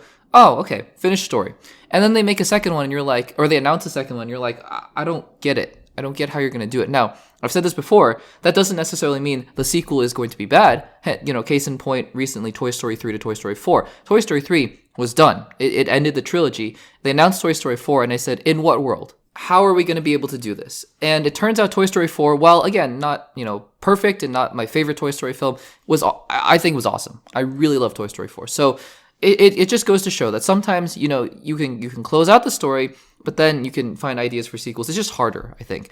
But Squid Game Season 1 was not like that, because Squid Game Season 1 didn't end with a cliffhanger per se. It just ended with a very natural continuation into what the next part of the story could be. Because obviously, at the end of the games, Gi-hoon wins, and he has lost everyone in the game, and so he realizes the cost. We find out who the originator, the creator of the games was. It was the old man who was in the games with him the whole time. And then, there's a lot of closure there, right? There's a lot of closure for his character and whatnot, but then there's a very natural continuation of, okay, now he really wants to get back at the people who created the games. And thus we find ourselves in Season 2. I was very excited when they announced Season 2, because I thought you got to make a Season 2 for Squid Game. I was very, very excited for that. Then we didn't really hear about it for quite a while, until maybe earlier in 2024, we started to hear more about it, and soon enough we got trailers and promo, and before we knew it, Squid Game Season 2 coming out December 26, 2024. All 7 episodes of it, which pretty short compared to Season 1, which was, I think, 9 episodes. And so, full disclosure, and maybe this is something you don't want to hear, so skip ahead 15 seconds. It's not a spoiler for the season at all. It's just something about the next season, actually, that I didn't know going into Season 2, and maybe you don't want to know either. So skip ahead 15 seconds if you don't want to know. Season 3 is coming out very, very soon. It's coming out in maybe 6 months to a year. So I didn't know that going into Season 2, and I just thought, okay, Season 2, let's go. And so I watched Season 2. Again, it's not, we'll talk more about that maybe in the spoiler discussion about what that might mean, but just something that I didn't know going into Season 2. So I watched Season 2. I watched it in about, I'd say, 2 or 3 chunks. And here's what I'll say about it. I really enjoyed it holistically. I think that the things they did well in Season 1, they carried over completely into Season 2. And it's not like, oh yeah, they took kind of a step back with these things. First of all, the games themselves. The games in Season 2 are just as tense, just as well shot, just as well choreographed, just as well staged, and the tension and the music and the characters of the players, and yes, the brutal deaths, which are still as brutal as ever, but raising the tension, adding stakes to it. The games themselves were just as good, I would say, as in Season 1. The character work, I think, this is one thing where I'll say perhaps not quite as good as Season 1, but really close. I think that Gi-hoon's character arc in Season 2 is very interesting, and it's different. It's a little bit different than in Season 1, because obviously it can't be the same as it was in Season 1. Season 1, he went through an entire transformation of being one of those people who were on the streets, or who was in such great debt, and then was brought into the games, and at the end he has all the money, but he realizes that it's blood money, right? And so Gi-hoon's character now in Season 2 is out to just based on the continuation at the end of Season 1, he's out for revenge. He's out to really take down these games and topple them, right? Because it's a very evil thing that's going on. So his character, I think, goes through a lot of growth. I would say less growth in this season, but has a very clear motive and a very clear understanding of where he is, and I think that that's a different way of looking at that character. Then there are many other characters that both from season 1, the ending of season 1, that we get to see in greater detail and greater light, and also a lot of new characters, right? Because this is a whole new set of games, and again, this is all in the trailers for season 2, and so hopefully it's not a big spoiler. But yeah, there's a new set of games. You see in the trailers they play red light, green light again. And so there are a lot of new characters to get attached to it. What Squid Game does so well in both season 1 and season 2 is get you attached to new characters so quickly. And there's so many characters there, right? It's hard to keep track of them sometimes. That's why, again, numbering scheme is kind of helpful, because there's just so many characters with such little time to really get attached to them. But you quickly begin to learn their names and begin to learn their backstories, and all of a sudden the numbers are not the way you're identifying them, and it's you're looking at characters, again, not to we'll talk more about their specific names and their specific roles in the spoiler discussion, but it's such a integral part of the show, is that being able to become attached to these characters, so that, again, not to spoil anything, but some of them may not make it out and some of them may, and so that's the tension, right? That's the tension of the show. I think that was really, really well done. Now, one thing I was thinking about going into season 2, and this is, again, all based on the trailer, so no spoilers here. But I was thinking about the fact that, okay, so at the end of season 1, Gi-hoon is out of the games. He's won the games, and now he wants to topple these games, and how is he going to do that? And I thought, okay, that's a great idea for season 2. Let's take this now, and let's say, okay, now it's about Gi-hoon trying to take down the Squid Games, right?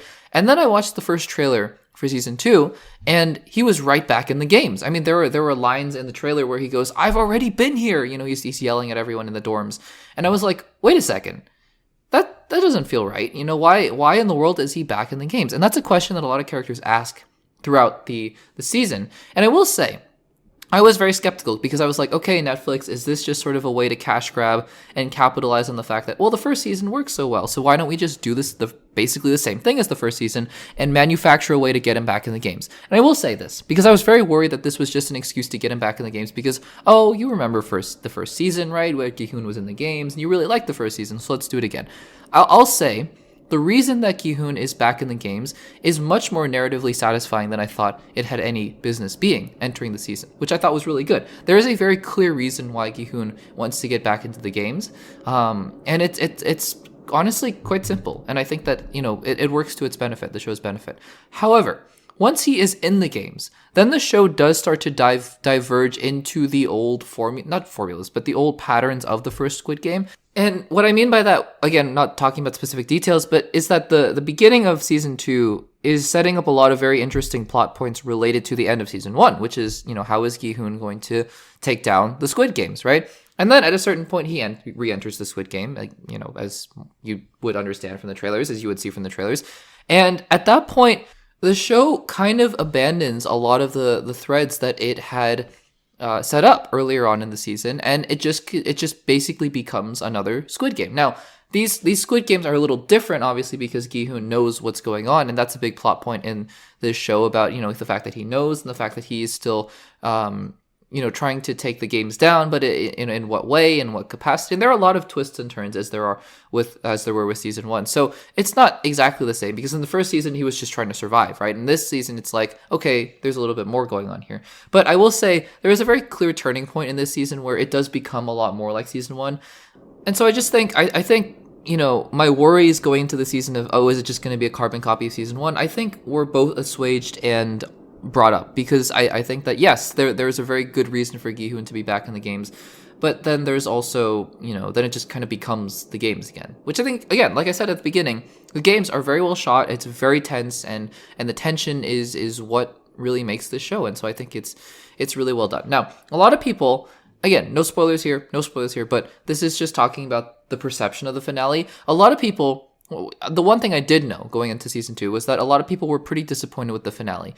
And I was like, okay, is it because they resolve it in a very unsatisfying way and whatnot? And I watched the finale, and I will say I understand exactly where people are coming from, and I totally get it. I think the finale has problems, and I think that for what it is, it works pretty well, but I completely understand why people are dissatisfied. I would expect the vast majority of people who watch the finale to be a little bit disappointed at the very least. I was a little disappointed. But there are a lot of complicating factors around that we'll talk about in just a second. So overall, Squid Game Season 2, non-spoiler review before we get into spoilers. I liked it. I thought that all the best parts of season 1 were there again. Is this as good as season 1? No, not even particularly close, because I think season 1 did just so much, right? Like, there were some, what in season 1 when the old man supposedly died, I felt that I was brought to tears by that, because that was just such an emotional part. And the acting, by the way, just to say before we end the non-spoiler section, is that Lee Jung-jae is amazing. Again, he's just so good. The rest of the cast is also amazing in this season. The acting is phenomenal. So, but in season 1, right, Lee Jung-jae's pain and hurt and sadness from the old man's death, and then also him losing his best friend at the end of that season, and all the other things when he realizes his mom was dead at the end of there were just so many more emotional moments in season 1 that make me feel the depths of the pains of these characters, and I think it ultimately comes to a very satisfying conclusion at the end, where you're like, yeah, no, he won the games, and he went through this journey, but he understands the cost of it. Season 2, it's Squid Game, so people are gonna die, and every time it happened, I was like, oh yeah, no, I mean, I don't really feel emotionally, I'm just sad about it, But yeah, I don't think it reached the same emotional depths that season 1 did. Maybe it wasn't supposed to. Maybe it wasn't, aiming for that. It was still just as brutal, still just as tense as season 1. But I think that, and the story had its problems, but I think there are a lot of, again, complicating factors around that. So I think that season 2 didn't quite reach the heights of season 1. And I think that's okay, because I still think season 2 is quite good. I really enjoyed it. Really, really enjoyed season 2. But I think more than ever, I think season 3 has the opportunity to be the best season of them all. And we'll go into that in just a second. So that is my non-spoiler review of Squid Game Season 2. And now if you have not seen Season 2, then I would recommend clicking off and just saving this for later and coming back once you have, because we are about to dive into spoilers. And there are a lot of spoilers to talk about here. So here we go. Okay, so let's talk about the ending, because the ending is what most people want to talk about. Because, yes, this is not really a complete season of Squid Game. And that's not something I knew going into the season, actually. I had no idea that season 3 was going to be coming out in less than a year. Allegedly, it's coming out in less than a year. And because of that, I watched the finale, and at some point, about halfway through the finale, I was like, there's no way this is going to be complete. And then I went online and looked up Squid Game Season 3 and realized, okay, it's coming out in less than a year. And I kind of figured we're doing the cliffhanger. And sure enough, we did the cliffhanger. Now, this has been my eternal frustration with these kinds of things. And I think with TV and movies, it's a little bit different. But I'll just give a couple movie examples, and then I'll give a TV example of what happened here. Or some things that I think are very similar. So, in the movies, right? Across the Spider-Verse, which I know a lot of you guys think is one of the best Spider-Man movies, and I love that for you guys. I think that's awesome. I personally don't. I think it's really, really, really good. But I don't think it's one of the best Spider-Man movies ever made. That being said, one of my eternal frustrations with Across the Spider-Verse is that I feel like it ended very open-ended. And it was very much an invitation to be like, okay, we'll see you in, well, I was supposed to be see you in a year for Beyond the Spider-Verse, is turning into see you in 6 or 7 years for Beyond the Spider-Verse, because there was no intention to resolve the main storyline. Okay, that is what it is. Now, other part ones, like I think Wicked Part 1, for example, ends very satisfyingly. It resolves most of the major threads while leaving the door open for what could be a Part 2. I think Infinity War is kind of a Part 1. I think it does very much the same thing. Mission Impossible Dead Reckoning Part 1 as well.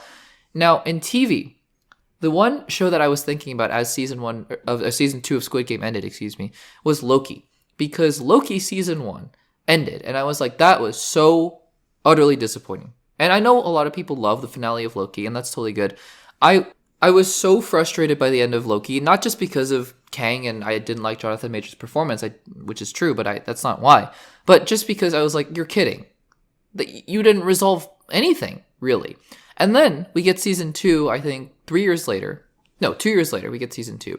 And what do we get? The first shot of the first episode of season 2 picks up seconds, literal seconds after the end of season 1. And it became very clear to me that Loki season 1 and Loki season 2 were just a big 12-episode story.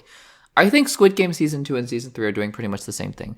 Is that frustrating? Yeah, it's a bit frustrating. And I think that it's hard then to gauge season 2 as a whole season, because I think season 3 needs to answer, season 3 needs to be that part 2 of season 2, because nothing was resolved. I was listening to Dan Murrell's review of Squid Game, and I completely agree. You have the character. So first of all, Gi-hoon doesn't know that In-ho is the front man. That's, and In-ho being player 1. is the frontman. That's huge. We don't have character resolutions for, all the characters who are still contestants who are still in the game, like the mom and his son, the pregnant player. We don't have a resolution for the soldier 11 as well. She's been in the game, shooting people, and we don't have a resolution for her as well. I think Noel is her name. And so we don't have a resolution for her as well. And then we also don't have a resolution at all for the frontman's brother, Minho's brother, Junho, because he's out there on a boat searching for the island. And then the captain, who I knew the second he appeared on screen, I knew he was a traitor. I knew he was in league with the Squid Games.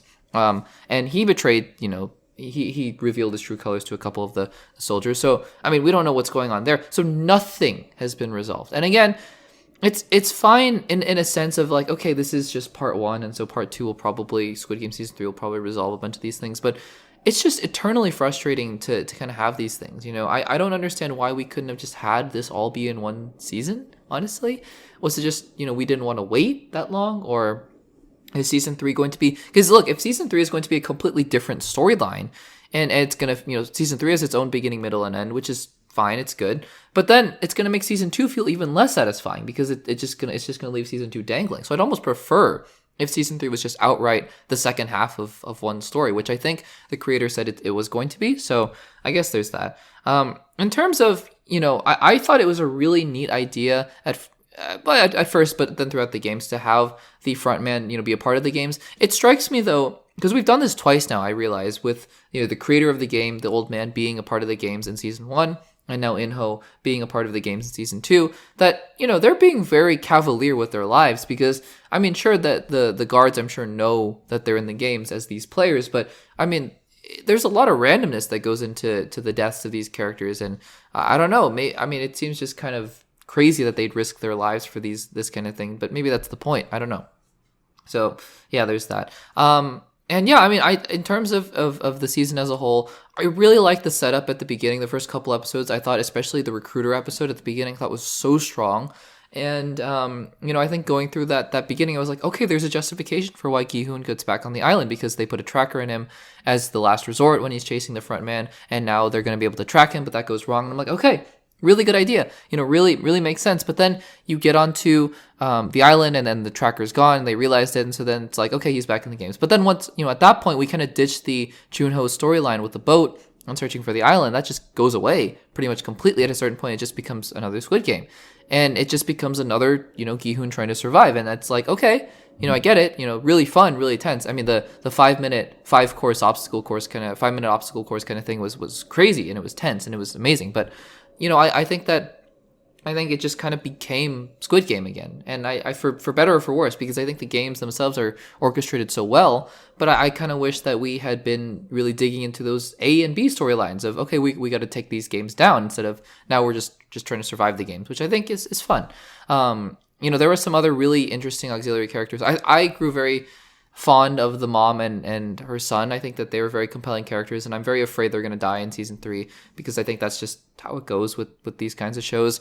The Thanos character, man, was he annoying, and was he, really crazy, and there was a similar character I think I remember in Season 1 who was kind of the bully, or the quote-unquote jock of the group, and this Thanos character fills in that void. I think there are some very compelling characters, I think a lot of the side characters are very compelling, and I just think that their arcs are very, very incomplete, and I don't know where they're going to go from here. So I think at the end of the day, Squid Game Season 2 had all the right things in it.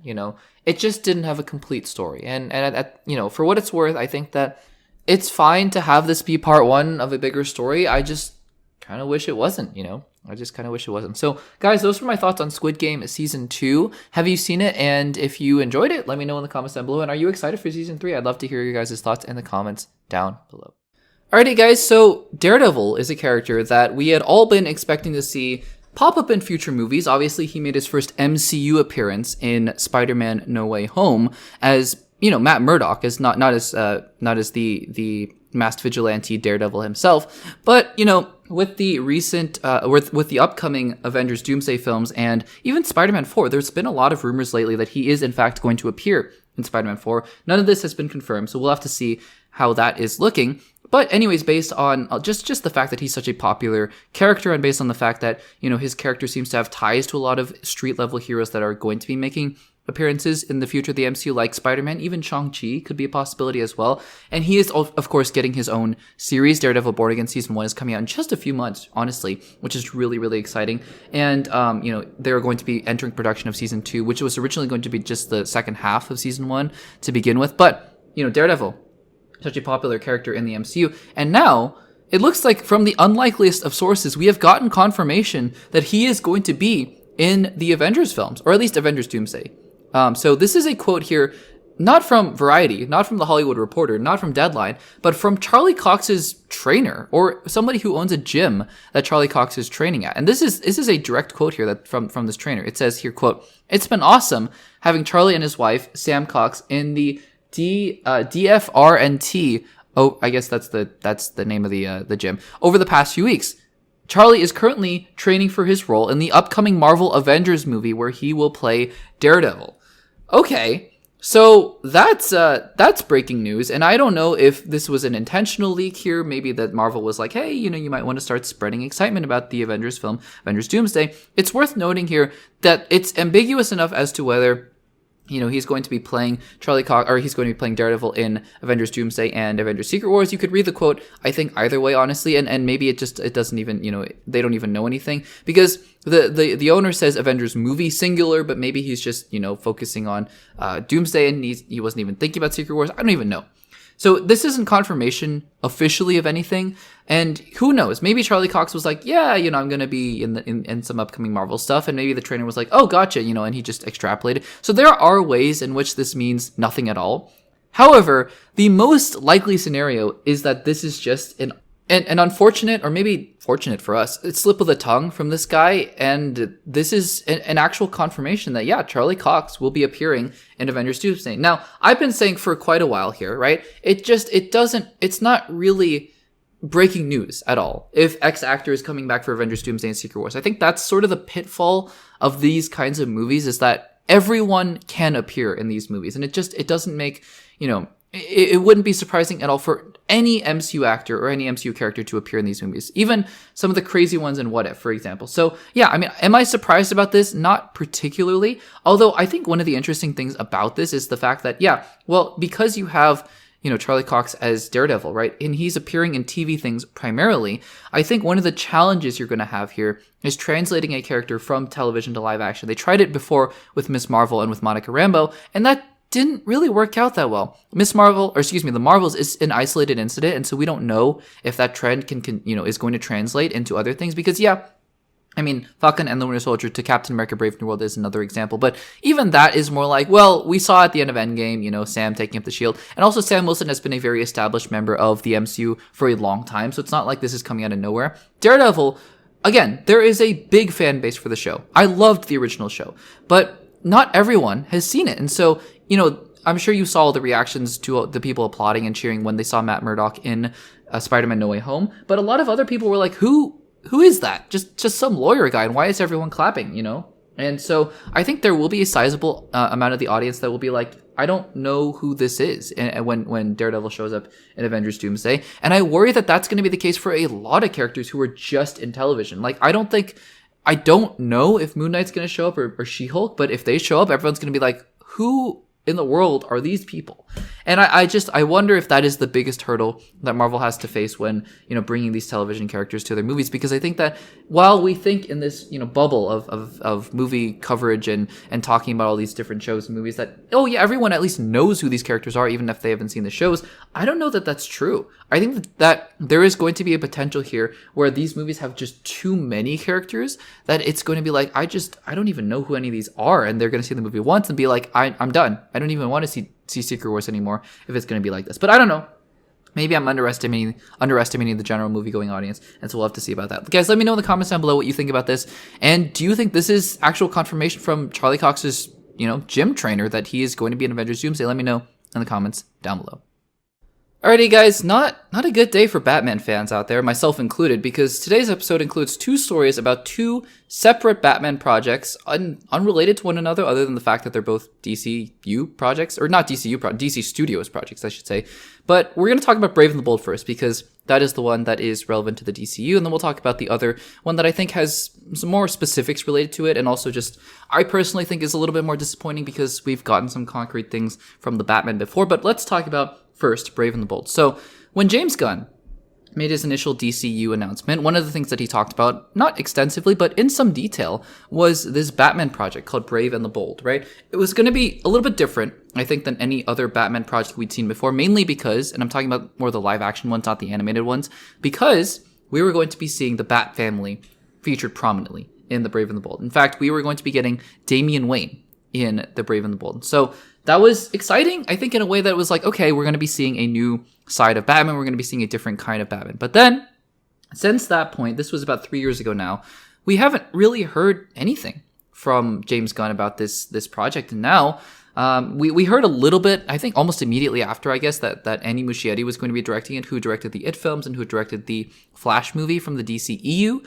And after that, not much of anything. And now, we've gotten a quote here from who basically says Brave and the Bold isn't coming for a long time. So this is the quote here. He says, quote, "I'm now writing a science fiction movie that I would like to do. Batman is a project that's been postponed a bit, so there could be another film before it, possibly that one," referring to the science fiction project, end quote. Okay, so here's the interesting thing. So, and again, I think, main headline here, Brave and the Bold isn't coming for a long time. Probably, I would guess, earliest 2027, if not, I would think 28 or 29, which is, that's a long way away. Here's the interesting thing about this, though, because we've talked about this on the podcast before. James Gunn has said, in DC, the philosophy is, if your script isn't good enough, then we're not greenlighting this project. We're not moving forward with it, right? And I've said before in my video about how the DCU might differ with the MCU. This is one of the biggest differences here, where the MCU is more staking out their overall timeline. They're like, okay, Black Panther 3 should come here, and Doctor Strange 3 should come here, Shang-Chi 2, when is that ever going to come? Who knows? But DC is like, okay, we're going to be, we're going to be waiting. We're going to be patient with these scripts. And then when they're ready, and we're going to be good to go. The interesting thing about this is that this is one of the projects that James Gunn announced originally, like way back when in the original slate. And it seems like this is one of the projects that he was dead set on doing, whether or not the script is good or not. Now, I'm not saying that, conceptually, like, I'm not saying that he was going to move forward with production on this project, even if the script was bad, because clearly that's not the case. Clearly, Brave and the Bold script is not exactly where James Gunn wants it to be. But it's interesting because in that original slate of Booster Gold and Swamp Thing and Brave and the Bold, those are projects that it seems like James Gunn was going to do no matter what, and was just waiting for the scripts to be ready, versus other things like Bane and Deathstroke, Swamp Thing, Clayface, and Dynamic Duo are projects that it seems like are going to be happening more just because of the scripts that they were given, maybe more than anything else. Again, I don't have all the insights, nobody does, on exactly what James Gunn's thought process is here, but I do think it's interesting that this was originally announced in that slate, again, with no release dates at that point either, to be fair, but now it looks like this is just, it's going to be one of those things where it was announced a long time ago, and then it's not going to be happening for a while afterwards. Again, this goes back to more, not my concern. This isn't a concern. It's just more a curiosity of how James Gunn is going to factor that into it. Because, let's just say, for example, James Gunn is going to introduce Batman at the end of Creature Commandos. Let's just say. Or at the end of Superman. Maybe that's more likely. In a post-credit scene to Superman, Batman's going to show up. Let's just say that. And then, he's like, well, I had thought that Brave and the Bold was going to come out in 2027, but it turns out it's not going to come out until 2029. But we already had Batman in the post-credit scene. Or what if, he shows up in, let's just say Batman shows up in, Clayface. That makes more sense. That makes some sense, at least, if Batman shows up in Clayface. So let's say Batman shows up in Clayface, right? But then let's just say that at that point, Clayface goes through some production delays for some other reason, and then Brave and the Bold actually comes out first, right? Are those scripts that were greenlit and were set to go, are they going to change at that point?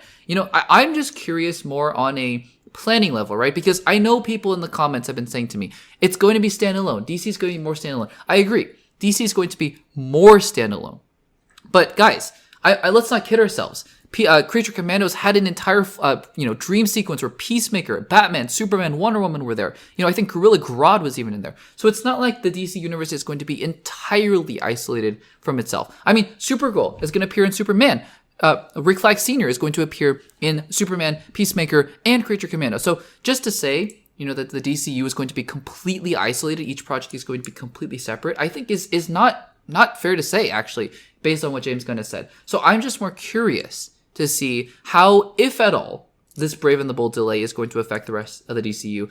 And that's really just more of my curiosity more than anything else. So guys, let me know in the comments down below. Are you disappointed as I am, that Brave and the Bold isn't coming sooner? But as long as the project is better for it, then I think that's totally fine. Let me know in the comments down below.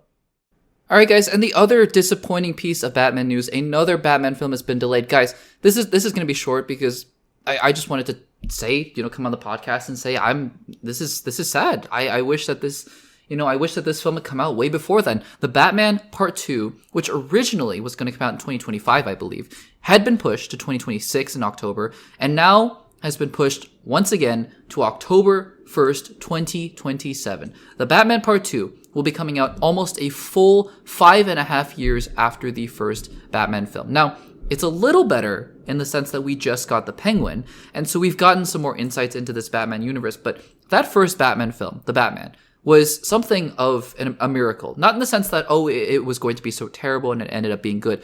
Just the fact that they were able to do so much with that Batman character and set it apart, while also making it, pay homage to a lot of different iterations of Batman, and just make it different, make it grounded, but not make it grounded in the same way that Nolan did in his Dark Knight trilogy, and make a new Robert Pattinson Batman that was iconic in its own way, I think was just so amazing. I said, one of my only complaints, I guess I had two big complaints when the Batman first came out. I believe there is a spoiler discussion of the Batman on this channel. You can go check it out there if there is one. But one of my, two of my big complaints with the Batman, two of my only complaints with the Batman were, one, it was too long. I think that it could have been shaved down maybe 20 minutes or so. And two, I think that we hadn't gotten to see a side of Bruce Wayne yet. We really, the Bruce Wayne on that film was more of a depressed, kind of sad, brooding kind of character. And I think that we hadn't gotten to see the kind of Bruce Wayne that was more the philanthropist, the playboy, the kind of Tony Stark kind of character. That is the flip side to Batman that throws everyone off the scent of the fact that, Bruce Wayne couldn't possibly be Batman, right? So I think that we're waiting to see that from this iteration of Batman. But still, that film was amazing. And now to hear that this is going to be delayed even further is just, it's so disappointing to me. I hope this isn't a project, this isn't a case where this film just kind of dies because, it lost all the momentum. Because by the time that this second film comes out, I believe Robert Pattinson will be in his 40s, which is a little bit crazy because this is a Batman that's supposedly in year 2. And obviously there will be some kind of time jump here. And what's also interesting is that Matt Reeves had been giving plot details about this second Batman film. So it makes me wonder, because I think also confirmed is that they will still be going into production into this film in 2025. But the fact that this has to, be pushed to 2027, it can be moved up, It can always be moved up. But I think that just the fact that DC was like, we want to be safe, and we're going to push this into 2027 is hugely disappointing for me. And yeah, sure, the Penguin, it will tide us over because it's another step in the Batman universe. But I don't think we'll be getting any other shows between now and then. So we'll just have to be waiting for the Batman Part 2. But guys, let me know in the comments down below. Do you think that the Batman Part 2 will hit its release date of 2027? Or do you think that it'll be pushed even further? Let me know in the comments down below. Alrighty guys, some more DCU casting news. We've gotten a lot, especially lately from Lanterns. But now we've gotten another big piece of casting news for Supergirl, Woman of Tomorrow. And this one's a pretty big no-duh. Jason Momoa, formerly, of course, Aquaman, has been cast in the DCU as the character that we had all thought he was going to be cast as. He is going to be playing Lobo in Supergirl, Woman of Tomorrow. This was something that we had been speculating for a long, long time. I think, he had taken a meeting at one point with James Gunn, and he came out of that being like, yep, I'm so happy, so excited, can't wait. And it looks like, our speculation at the time was, well, he's going to be playing Lobo, right? All speculation, he could have been playing someone else. And turns out that is 100% true. He is going to be playing Lobo. Now, Lobo is a character who's kind of like a vigilante who is just crazy strong and not a vigilante, but, just going to be like kind of an alien character. I think he's just more of an anti-hero is what I meant to say. And so it'll be interesting to see how he plays into Supergirl, Woman of Tomorrow. But obviously Jason Momoa, who has said for a long time, he has just longed to play this character. This was one of the characters that he grew up really wanting to, to see on the big screen and to really play. And so this is a huge thing for James Gunn and the DCU to get Jason Momoa back on board, especially after Aquaman and the big success success that he has had. The article that broke this, I believe it was Hollywood Reporter, pointed out that the fact that, Jason Momoa has big appeal in terms of just DC, especially. I mean, the 2 Aquaman films combined have made something like $1.5 billion. So it is something there. I've seen both Aquaman films, and they're entertaining in their own right. Jason Momoa has the charisma, and everyone said he did a great job in Fast 10, even though that film was critically panned. And so, yeah, I mean, I'm excited to see him in a role where he can just really chew scenery, where he can just be the most, crazy version of himself, the anti-hero, the villain, whatever they want to make Lobo in the DCU. I'm excited for. We're going to get to see him pretty soon, I suppose relatively soon, maybe even in, Superman. Maybe he'll even show up in Superman. Who knows? But we'll definitely see him in 2026 in Supergirl, Woman of Tomorrow. So I guess let me know in the comments down below, is this perfect casting? I mean, let me know if you'd, rather have him play someone else in the DCU or someone else in general. Let me know in the comments down below. All right, guys, What If Season 3 has wrapped up.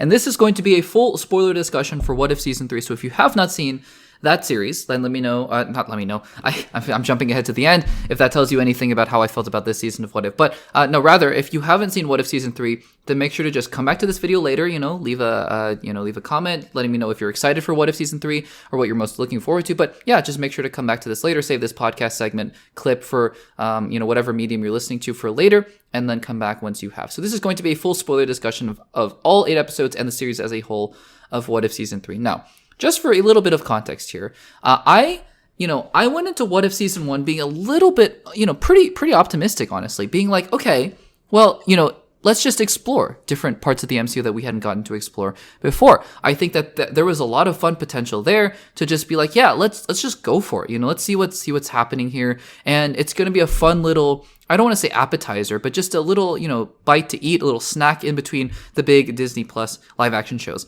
That was at the time too, during 2021, 2022, during the post-pandemic, release of everything, have to get everything out here as quickly as possible.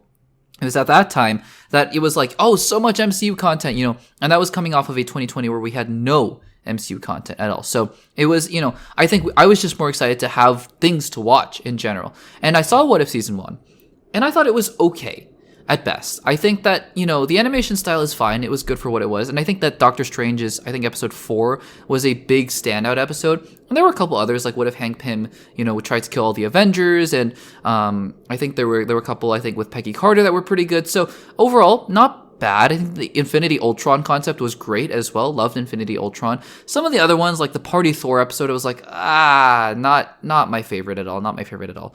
And so then, we went on. Life went on, right? And then, just kind of out of the blue, they made What If Season 2. And even that season, I was like, not my favorite episode, not my favorite series in general. I think the ending especially was just crazy, with the giant squid monster with Doctor Strange and Peggy Carter and Kahori. Is her name Kahori? I think it's Kahori. You can let me know in the comments down below if that's wrong. I apologize. But that ending was just crazy, all these different things going on. And honestly, I don't remember a lot about Season 2 of What If. And maybe that's the worst part of it. It's just that it's so entirely unmemorable. There was the original character that they made up, Kahori, I believe is her name, and Nebula had an episode, and I'm just even trying to remember what even happened in that series, and I just can't. It was such a mid and mediocre series in my opinion.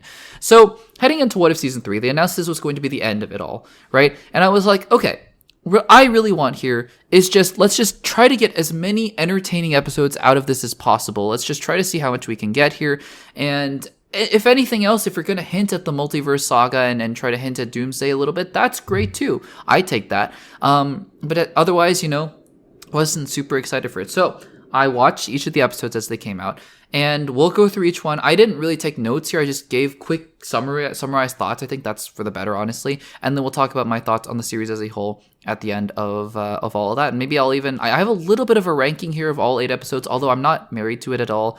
I don't know. I don't think it really makes that much of a difference. I think a lot of these episodes are either in the fine, a couple good ones in my opinion, and then just mostly not so good, if that is a preview of what's to come in this segment here. But anyways, let's go through each one. So starting off with number 1, episode 1, What If the Hulk Fought the Mech Avengers?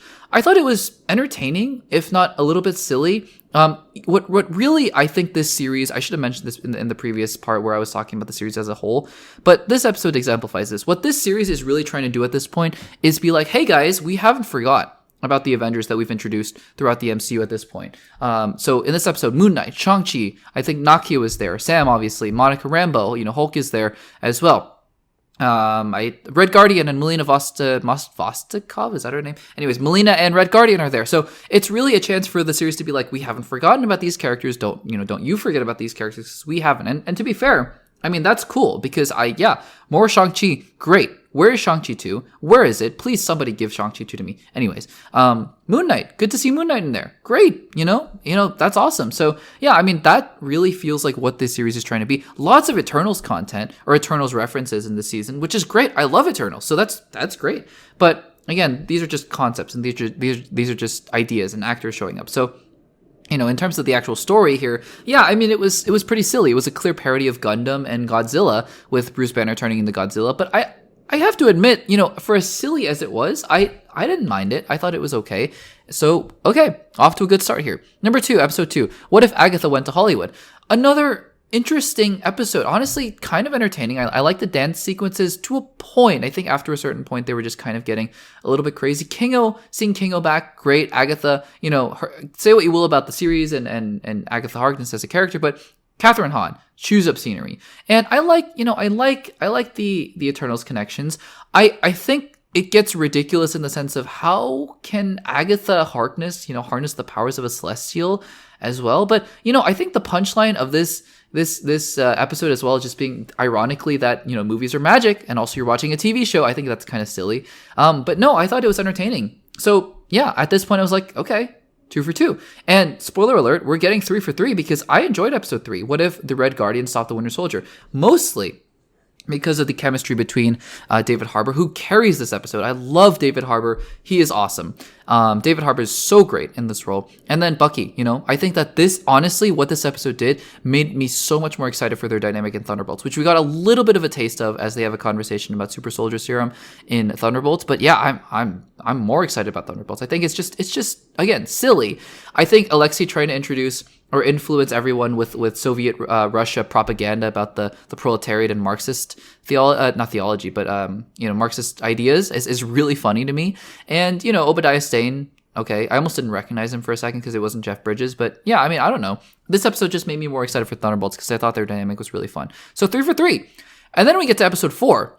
What if Howard the Duck got hitched? And this is terrible. This episode honestly was almost crazy enough to make me go, oh, okay, maybe this is just so ridiculous and crazy that it's just being self-aware. No, this episode is just crazy.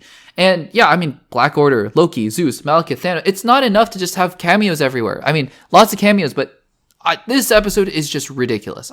That's all I have to say about this. This episode is absolutely ridiculous. Probably, yeah, I don't even know who came up with the concept for this episode. It's just crazy. It's just crazy. Episode 5, what if the Emergence destroyed the Earth? I thought this was going to be more Eternal-centric. It turns out it was just going to be about what happened to the actual physical Earth after the emergence happened. And I think Riri is fine in this episode. I like that White Vision is actually the villain. I think White Vision is quite scary if you deploy him well. So I think that's pretty cool. Mysterio is such a cool villain. Such a cool villain, such a cool concept. I think this episode is solid. It's okay, if not maybe a little bit boring here. But yeah, not too much to talk about there. What if 1872, again, another stylized Western episode, I thought was okay. Honestly, honestly, I'll take it back. I didn't really like this episode as much as I thought I would, because I thought conceptually Kate Bishop and Shang-Chi, pretty cool pairing here. But at the end of the day, I wasn't as interested in this episode as I thought I was going to be. I thought, oh, okay, the Hood, which I thought was going to be the Anthony Ramos Hood from Ironheart coming up here. But maybe it was, because Xiaoling seems to have killed the Hood, but then it's her now. I don't know. This episode didn't work for me as well as I thought it was going to. So disappointing there. Episode 7, What If the Watcher Disappeared, is going to be the beginning of the 2-part finale here. Okay, so correct me if I'm wrong here, because I don't know, maybe I just missed something completely, but Birdie came out of nowhere, right? I mean, this group of random Avengers, or not Avengers, but Multiverse Guardians or whatever they are, where did they even come from? I don't even know. So again, it's just so random that they're all just hanging out here. Storm, cool. But I thought in the trailer, it was going to be this whole setup thing of like, oh yeah, like, Storm was in this other universe and they rescued her or whatever. No, she's just here for no reason. So honestly, I don't get that at all. The rest of the episode, though, I thought was pretty solid. Getting Infinity Ultron back and the Watcher facing his punishment and all that from the other Watchers, pretty decent. Yeah, pretty decent. And then the finale, what if? I think was also really solid. And honestly, in a vacuum, I thought, yeah, fine. It just didn't feel like anything was really set up here. And at the end of the show, Peggy Carter dies, and I don't even know what this means for the rest of the multiverse, if it means anything at all. But yeah, I mean, it is what it is. So there you go. Those are my thoughts on all the individual episodes. And quickly, before we get on to my overall thoughts with this series and why I think this was just a really bad allocation of resources from Marvel's part, let me do a ranking here of all 8 episodes, just for fun.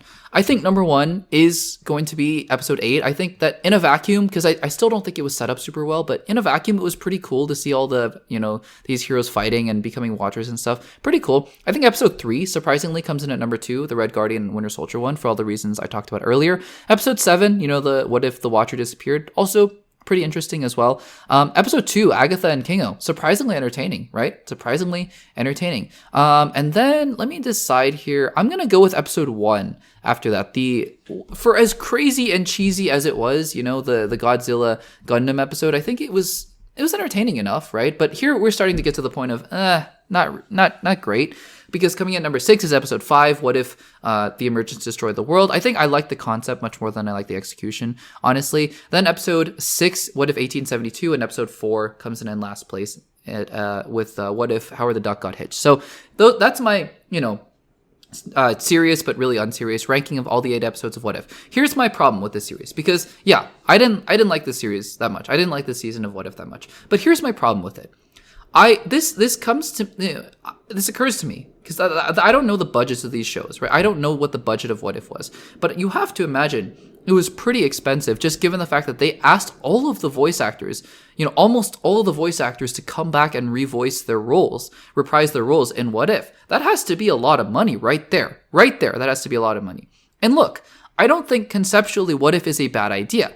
I just think for the amount of entertainment value that they're bringing, I think anybody on YouTube could have done a narration, or like I've done What If videos of what if, the other half of the MCU died. I think I get just as much entertainment out of other people making those videos on YouTube as I did out of this. And that kind of money, millions of dollars, animators and stuff, could be used to either devote that to make an animated kind of movie or show in the vein of Beyond the Spider-Verse that is actually putting care, the Spider-Verse films, of putting care and love into these projects and really trying to make the best product that they can. I'm not saying, for the record, I'm not saying that these people who made this show didn't try. I'm not saying that at all. I don't know that.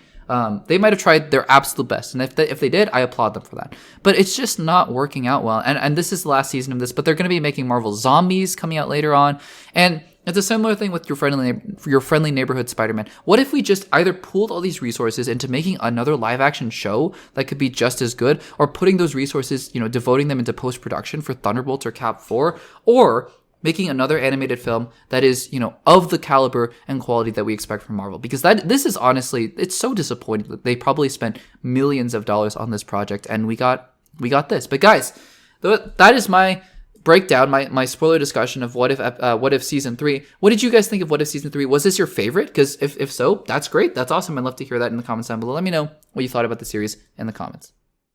And guys, that will do it for episode number 59 of the Access Blockbusters pod. It's 59 because for those of you who have been following the channel, I made each individual DCE rewatch episode an individual episode of the Access Blockbusters pod, so we kind of jumped a few episodes up from there. But thank you guys so much for joining me today. Hopefully my voice is at full strength by next episode. I really hope so, because if the last 2 weeks are any indication, there's just so much to talk about every single week. And I don't intentionally try to make each episode 2 hours long. It just kind of ends up being that way. So thanks so much if you're still around for sticking through the whole thing. But this is why I post all the clips and I have chapter times in the description and whatnot, because I understand you don't want to watch or listen to 2 hours in one go.